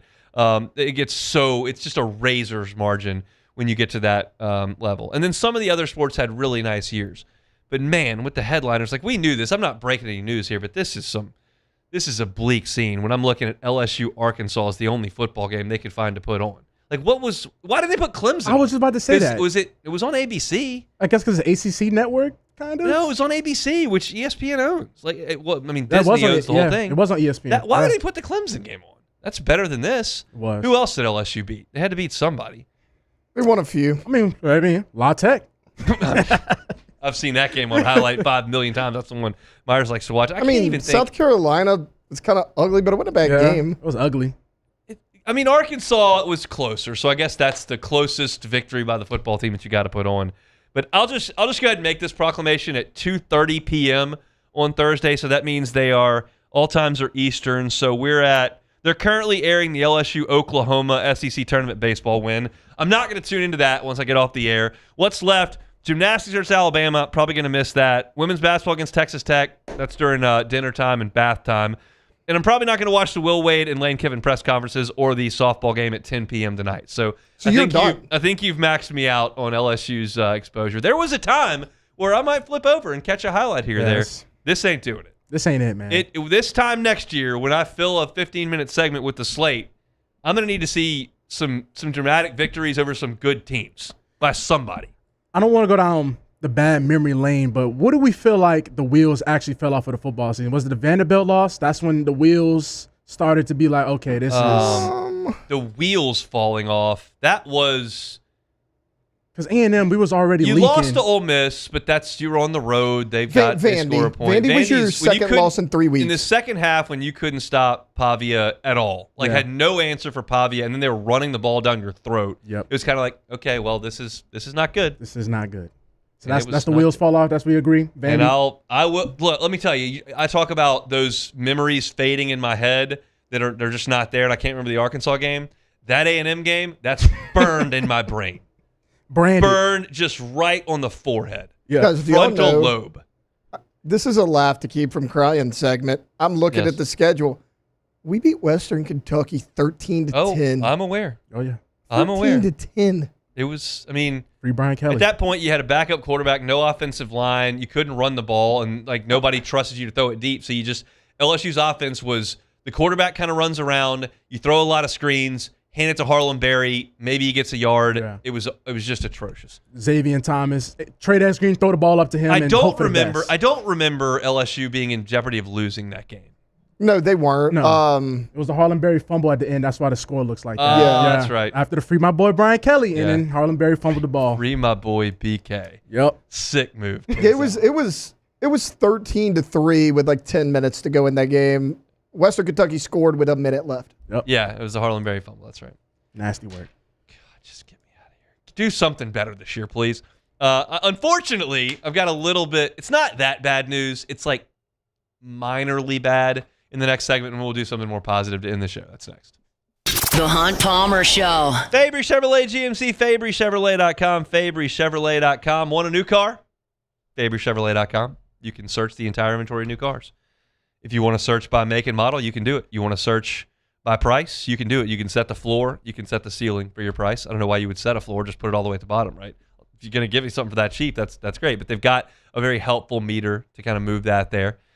And if you want to get a pre-owned car, they've got those as well. You can search by make and model, you can search by mileage, you can search by price.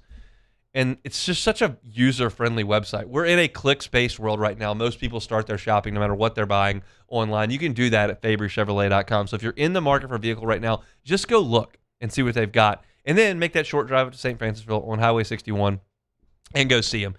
They got unbelievable customer service, great service after the sale, and you won't regret it. The Fabry family's been in business 35 years in this town for a reason, because they take care of the people of this community. It's Fabry Chevrolet GMC. You can find that entire inventory at FabryChevrolet.com. Transform your living space with Lacoste & Young Remodeling and take your home from outdated to outstanding. Redefine your kitchen for the ultimate culinary experience, or elevate your daily routine with a spa-worthy bathroom retreat.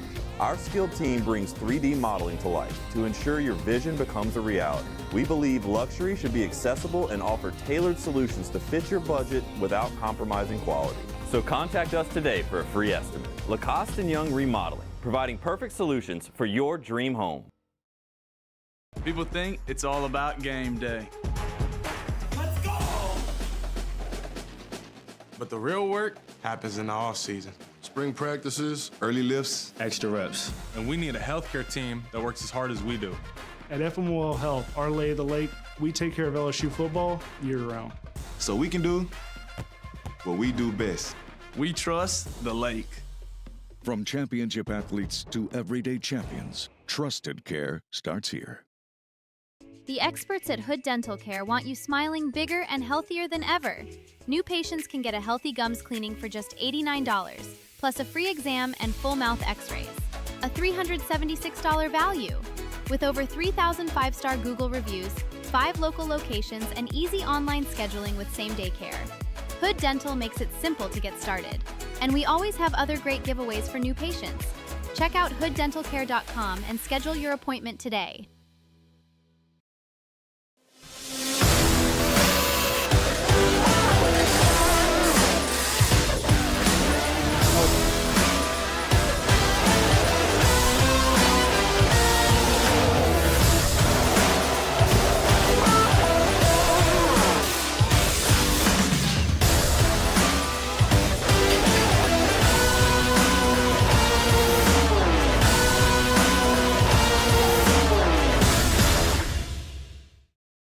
If your office is experiencing performance issues like slow networks, jammed printers, or disappearing files, Advanced Office Systems may be right for you. With powerful IT solutions, print management, document imaging, and security systems, they help offices regain confidence naturally. Side effects may include uncontrollable efficiency, smoother workflows, and a sudden burst of office joy. Say goodbye to those emotional breakdowns in the supply closet and get back on track with Advanced Office Systems. I've been in banking for over 35 years. I usually start about 7:30 in the morning, and I usually leave somewhere around 5, or if customers need me to meet them at their house or their business places, I don't mind going after hours. I have done churches, subdivisions, retail centers, hospitals, and nursing homes. And that's why we chose to live in this community, because of the values First American Bank. You're listening to The Hunt Palmer Show, brought to you by Sagrera Farms.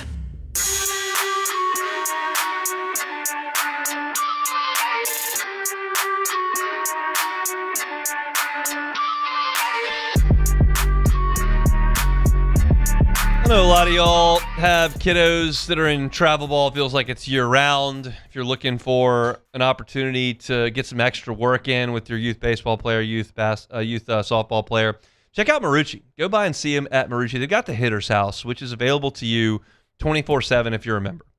You get key card access, and you go in, you take some swings. You can get some pitching work done. It's a phenomenal facility right here in Baton Rouge, and it's really convenient because of the fact that you've got access all the time. So if you want to pop in at lunch, or if the kids are at home during the day, maybe it's a high schooler who's got the ability to drive and can head over there. You want to go right after work, after business hours, they're open. You just use your key card, get in, take some swings. It's a really, really great opportunity to continue to work on your child's baseball or softball swing and keep that polished during a long, long season. You can also go take a tour and see how they became the official bat of Major League Baseball. It's really cool. Maybe an awesome opportunity to get your kids out of the house during the summer and go do something cool in Baton Rouge. It's all there at Marucci. They're online at maruccisports.com, maruccisports.com. All right, a legacy basketball player that you think of as a football player is not coming to LSU. The second of Marcus Spears' two children has spurned his alma mater to head to their home state school, the Texas Longhorns. Marcus Spears Jr., one of the top prep basketball players in the nation, 6'9", swing guy, great athlete, and can hoop like his dad could, is headed to Texas. LSU never really made inroads in this one. Texas kind of always felt like they were in the lead. Certainly Alabama had an opportunity there. But Marcus Spears Jr., the number one prospect in the class of 2027, is going to reclassify, commit to Texas for the upcoming college basketball season. So he is going to be a Longhorn. Again, like, it sounds bad because you all know Marcus Spears. You remember Marcus Spears playing. He's big media personality. You know how much he loves LSU. That's got to give LSU the inside track here, right?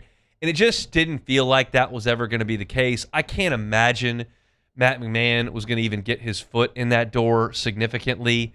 It's right. I mean, I just don't see how that was going to be in play. And then Will Wade just got this job.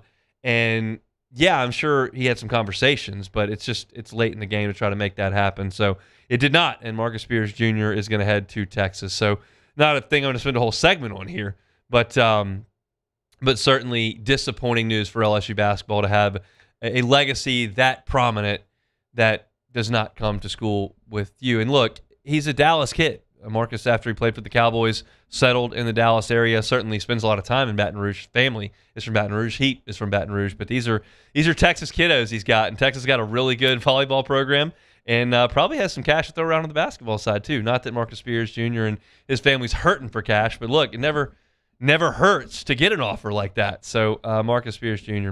headed to be a Longhorn in Austin. I was snooping around the internet during the show to kind of look around and saw this story on the NIL clearinghouse and the accepted terms in NIL and the rejected terms in NIL, because I think there was probably a lot of skepticism at how the clearinghouse run by Deloitte was going to be able to enforce whether or not a deal was fair market value.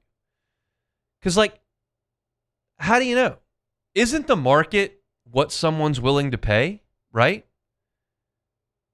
If a car dealership is willing to pay $800,000 for a 30-minute appearance, like, isn't that the market? So how do you reject that? Like, you, on its face, saying we're going to look at every single deal north of whatever it was, $800, it sounds like a good idea. That every time you're going to get $1,000 up to $50,000, $2 million, like, we're going to take a look at this and make sure that this is market value. Like, that sounds good on its face, but can you enforce it? And we now have numbers. The College Sports Commission released its 61-day numbers, and they rejected nearly $90 million worth of NIL deals over the course of a year. $90 million. Now, they approved $355 million. So let me run some quick numbers on this because I saw this during the break. But 355 plus the 90. So they refused 90 out of the 445 million. This is great radio, I know, but 20%. So 1 out of 5 NIL deals, they nixed, which is interesting to me.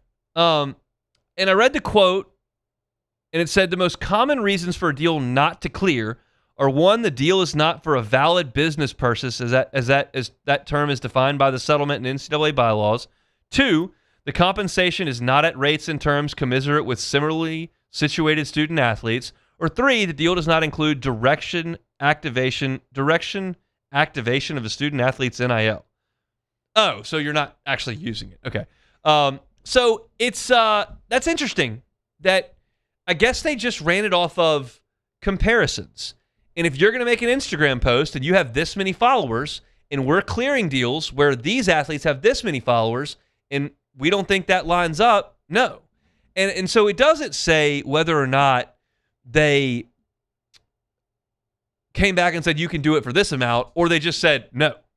I don't know the answer to that.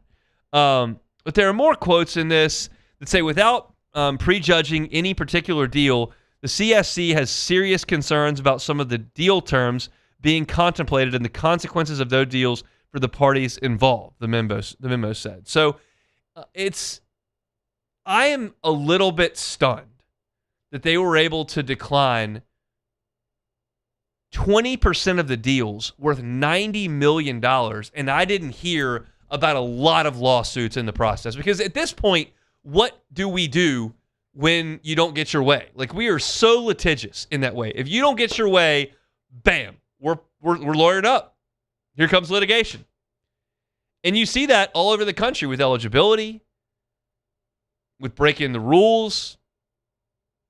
We'll just sue. We'll get eligible. And I haven't heard a lot of lawsuits about these NIL deals that have been rejected to the team. I mean, that's not insignificant. 20% is not insignificant, and $90 million is not insignificant. So the last quote here in the piece, which is from the CSC's CEO, Brian Seeley, says, "This process shows the system is working as intended. A decision we made was challenged, and a neutral arbiter assessed the facts to inform the final decision." I didn't hear about that. But it sounds like it's not necessarily in front of a judge. There's just an arbiter. And that means we're going to decide here. We're going to decide here. We're not meeting in the middle. So I didn't hear about the May arbitration case. It was 18 Nebraska football players. It was with Playfly, who LSU is contracted with. And it got denied, and they won. So perhaps, I say perhaps, I certainly don't say assuredly, this is 1 year of data. Perhaps there are some guardrails here that are working. And I've always said this, and I said it early in the show with our first segment of the day, which go back and listen to that, the news of the day. The Matt Moscona broke at LouisianaSports.net is that LSU is and TAF is bringing in the top 40 boosters to the governor's mansion in early August to propose something that they believe will change the fabric and landscape of collegiate athletics. I don't know what it is, but we obtained that information, and Matt reported at LouisianaSports.net. But I said in that segment, and I've said many times, I have no problem with student and athletes getting paid. And if you want to just call them college athletes getting paid and you want to ditch the student part, I have no problem with that. But I do think that it's unsustainable, which is not to say it's flat wrong. It's to say I just don't think we can keep up what we're doing. LSU, I'm assuming, and I feel okay about my assumption, cannot keep floating $40 million football rosters every single year. You're telling me over 4 years you're going to spend $160 million on football players? It just seems like a lot. Like, it's not mine, and maybe somebody's got that cash. It just seems like a lot. So if you can put guardrails on this, make sure that student athletes are compensated fairly. If you've got a lot of followers on Instagram and can make a post, or you do have enough weight behind your name that you can go and do a national Gatorade deal, or you can do a national Nike deal. Great. If you can make a shoe, awesome. But if you're just getting paid as a 17-year-old high schooler to show up, make 9 catches, be the third-team wide receiver, and then transfer to the next place, like, I'm not telling you it's wrong. I'm telling you it's not sustainable. They're not going to keep paying for that, I don't think. So this is interesting that there are some guardrails that are working in front of an arbitration hearing. I didn't know that. I didn't hear about any of this. But they have finally released it after a year. So we'll see. It's just a time where I'm comfortable reacting. I just don't have a proactive mind in all this because I don't work in economics. So hopefully LSU's got a awesome idea that just sends revenue flying down the tracks. But what's going on right now is they're just trying to keep things between the buoys, and it sounds like they're doing a decent job of it, at least from that perspective. All right, we got one segment left. We'll come back and close it out. The Hunt Palmer Show. First American Bank and Trust. First American Bank and Trust. They're online at FABT.com. That's FABT.com. Started up in 1910, and they've been rocking and rolling in Southeast Louisiana for 116 years. They're your local bank. The people that work at First American Bank and Trust are local. When you call your bank at First American Bank and Trust, you are getting someone in Southeast Louisiana. You're not a line item for somebody in San Francisco, somebody in Chicago. You're dealing with someone in your community. So if you're dealing with a commercial loan that you're trying to get approved, if you're dealing with a personal loan you're trying to get approved, wouldn't you rather deal with somebody in your community? Wouldn't you rather deal with somebody down the street, somebody that goes to church with you on Sundays or that your kids play baseball with on the weekends? It's the local way to do business. And don't think local means small. Local means they're here. 25 locations means they're not small. They've got the resources to help you with that commercial loan. It's First American Bank and Trust. They're online at FABT.com. Hey everybody, Drew Brees here.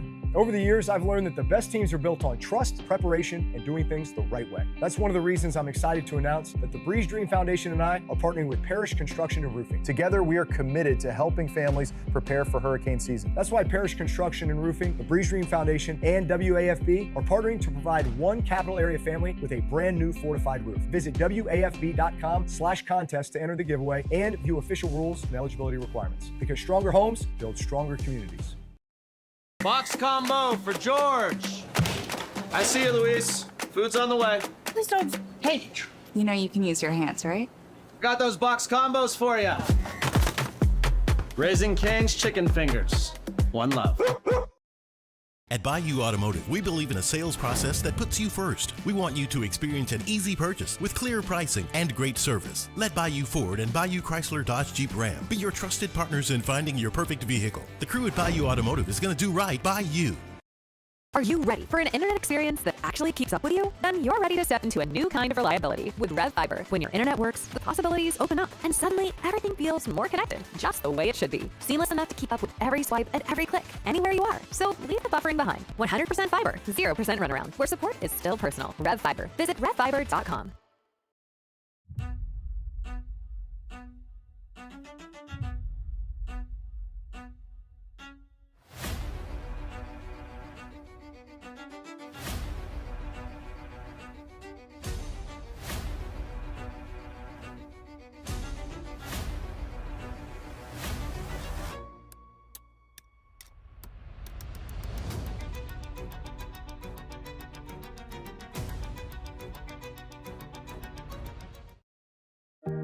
Who bears the standard?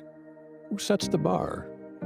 It's not those satisfied by low-hanging fruit or by taking it easy. Now the standard is set by the best of us, by those who work hard. Dig deeper. Give more. At Sunshine, we're proud to provide John Deere products that work hard for you, the standard bearers. Find the dealer nearest you at sunequip.com.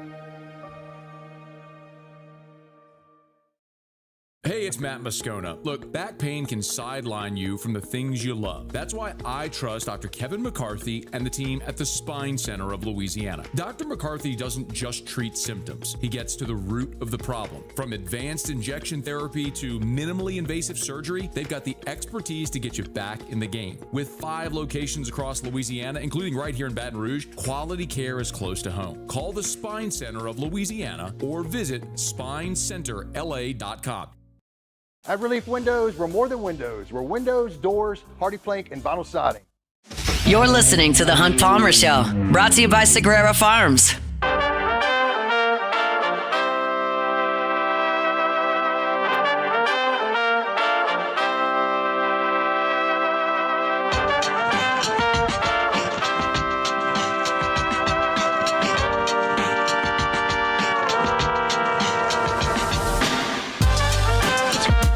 Grilling season right now, obviously. You're heading back out to that whatever it is that you're cooking your grill on, your beef on. And you want to have the best, right? Doing burgers, doing steaks. And sometimes you go back there and you get something done, it's just not working for you. Sagrera Farms Premium Angus Beef is what you need to have. Sean has just kind of perfected his process over there at Sagrera Farms. Every cow is a 3-year journey. The genetic process is one they take extreme caution and care with. It's meticulous, and it produces consistent results. And those cows are raised on grass, finished on grain, and they're prime almost every single time. And they know what they're getting because they have vets that come out and do the ultrasounds. And if you're looking at the intramuscular fat score on beef, if it's below 4, you're talking about select. That's the bottom of the barrel. 4 to 8, you're talking about your choice. That's 60%. Prime is 8, 9, and above. There are cows on the farm right now that are 14, 16, 19, 20. Folks at Supper Club got the best cow they've ever gotten from Sean Sagrera last month. That's the kind of stuff he's putting out. So if you want to talk to him about filling your freezer with a full cow, half a cow, a quarter, splitting it amongst some people in your life, call him at 719-1723. He's in the 225 area code. That's 719-1723. Say, hey, I'm tired of this overpriced, poor quality beef. I want the best of the best. I want Sagrera Farms Premium Angus Beef. And Sean is happy to talk you through the process and help you out with it. He's just north of Baton Rouge. It's a game changer. It has been for the Palmers, and it can be for you as well. Sagrera Farms, they bring you our Thursday shows every single week. Take it or leave it. Take it or leave it. Take it or leave it. Today's hottest stories in sports, news, and sometimes even Hunt's life. The question is, will he take them or leave them? All right, so Yahoo Sports is going to change the game as they are now offering a new season-long college football game featuring a completely new format. Is designated for the new modern era. So the game is going to feature the top 4 conferences, the Big Ten, SEC, Big 12, and ACC, plus Notre Dame. With a condensed player pool, players are expected, it's supposed to be more balanced, and it's going to, so, you know, in regular fantasy football, they do defense. Well, for this one, there's offense now. So instead of having a defensive feature, there's an offensive feature. So college football, fantasy football, take it or leave it. Can Sorsby play? You can bet on it. I'm going to leave it. It's too crazy. Like, teams score 60 points in college. You gotta have the guy who's playing the FCS team, right? Yeah. Because they're going to score 60. You want Texas Tech whole roster. Yeah, you do. I'll be honest. I didn't hear most of the stuff you said. The Cubs brought in Ole Miss's Friday night starter from like 8 years ago, and he immediately lost the game for us. Oh, he lost the game for you. I'm about to say, you said y'all needed help pitching-wise. Yeah, yeah, you're right. Not that guy. Yeah, not him. Well, in other news, speaking of the Cubs, got a couple of them here for you. So Pete Armstrong is awesome. Is the league's first 2020 player this season. He also joined Sammy Sosa, Ryan Sandberg as the only Cubs player hit the benchmark twice. So is Pete Crow Armstrong now the face of the Cubs? Take it or leave it. Take it. Absolutely not even close. He is freaking awesome. That's your guy now? All the pitchers are hurt, and the offense has been really underwhelming. He's been sensational. Unfortunately, the bullpen was atrocious today, and we're probably going to lose, and I'm pretty sad about it. But when I was reading today, I think y'all have won 17 out of 20-some games recently. They've been really good of late. It's probably smoke and mirrors, but they were up 2-1 in the 8th inning, and Rollison came in and just immediately gave up a double. And they challenged at the plate, but he was clearly safe, and we're going to lose to the Orioles, and I'm sad. All right, so Christian Pulisic is under fire from all angles from U.S. soccer legends after his poor performance in the 2026 World Cup and being taken out of the game after the 4-1 beatdown from Belgium. So after the loss, Pulisic drew some backlash from comments stating, why he left the game. I just twisted my ankle, sprained my ankle. It's frustrating to the end like that, of course, but now I get time to rest, so hopefully I'll be okay. And Carly Lloyd, World Cup champion on the women's side, she said she didn't appreciate the statement. You rest when your playing career is over, period. Landon Donovan also chimed in about Pulisic's basically having like a lackadaisical approach to after this beatdown. So is Pulisic a scapegoat or are these valid takes? Take it or leave it. So 2 things on this that I found out. There's reports from the AP, not like Joe Blogger, from the AP that he broke his ankle. He had stress fractures in his ankle. Okay. So he got hurt. The quote is just really dumb. It's a dumb thing to say. I don't think he was being malicious. Yeah. He was literally saying, we don't have any games coming up, so I will rest and I will be better. But what you can't say that. What you have to say is, I'm gutted that I couldn't be out there with my team. I tried to go after the slide tackle. I gave it an effort, and I was hurting my team by being out there. I hate it. I wanted to be there, but I was hurting my team. We all know. We're all aware the World Cup's over and you can go rest. You don't need to say that. But he wasn't being malicious in his intent. It was a foolish thing to say. It's by someone who doesn't have a lot of media savvy is what you got there. Why are you not a PR person for somebody? You always got the best PR answers. It's easy. It's not hard. It's just not a hard thing to do. But people suck at it. This is what it is. People suck at it. And you got what you just said was, if he literally just said that, it would no one would say anything. Yeah, nobody would say I hated it. It was awful. I Literally. hated coming out of the game. I sat on the bench. I was miserable the whole time. I couldn't help my guys, but I tried, and it hurt afterward. He didn't do anything wrong, but he said something we all knew. Everybody's well aware when you don't have a game to play, you can rest. Yeah. We got it. But we don't want to hear it. That's it for Christian Pulisic and Take It or Leave It. All right, that's it for Take It or Leave It here on this Thursday. I'm good to be back in the swing of things here after vacation for a week's time. Got one more show to go tomorrow. We'll talk to Preston Guy about some football recruiting. I'm not sure what to make of all this Brewster stuff. It feels like the internet's just bored and kind of drumming stuff up, but we'll see. I'll talk to Preston about it. It'll be our final look at the Major League Baseball draft before a big 2 days for the LSU baseball program. So looking forward to tomorrow's show. We opened today with Matt Moscona's report at LouisianaSports.net about a potentially revolutionary proposal from LSU to its most lucrative donors. So we'll talk. We talked about that at the top. You can go back and listen to that. Also did our in-depth chart on guard. We talked a little Saints with Luke Johnson as well. You can find that at Hunt on Saints. Musso is going to drive you home next. We're back tomorrow for a Friday edition. Hunt Palmer Show. The Hunt Palmer Show. GoTro's Outdoor Power. GoTro's Outdoor Power. Incredible deals going on in the month of July at GoTro's Outdoor Power. So get on by and see them. 2 locations. Airline Highway in Baton Rouge or in Gonzales. In July. Got some time, but go by and see them. 20% off MSRP for Hustler commercial mowers. 20% off MSRP. Plus, they've got 0% financing for 48 months. You talk about 0% for 48 months and 20% off. That's about as good as you're going to find. They got the biggest Hustler inventory in the state of Louisiana. They are local. The GoTro family's been at this for 22 years. So if you're looking for a zero-turn mower to manage your commercial property, to manage a big property that you have, get on by and see them. Those 2 locations, Airline Highway in Baton Rouge and in Gonzales. You can find them online at GoTrosOnline.com. It's GoTro's Outdoor Power. Who bears the standard? Who sets the bar?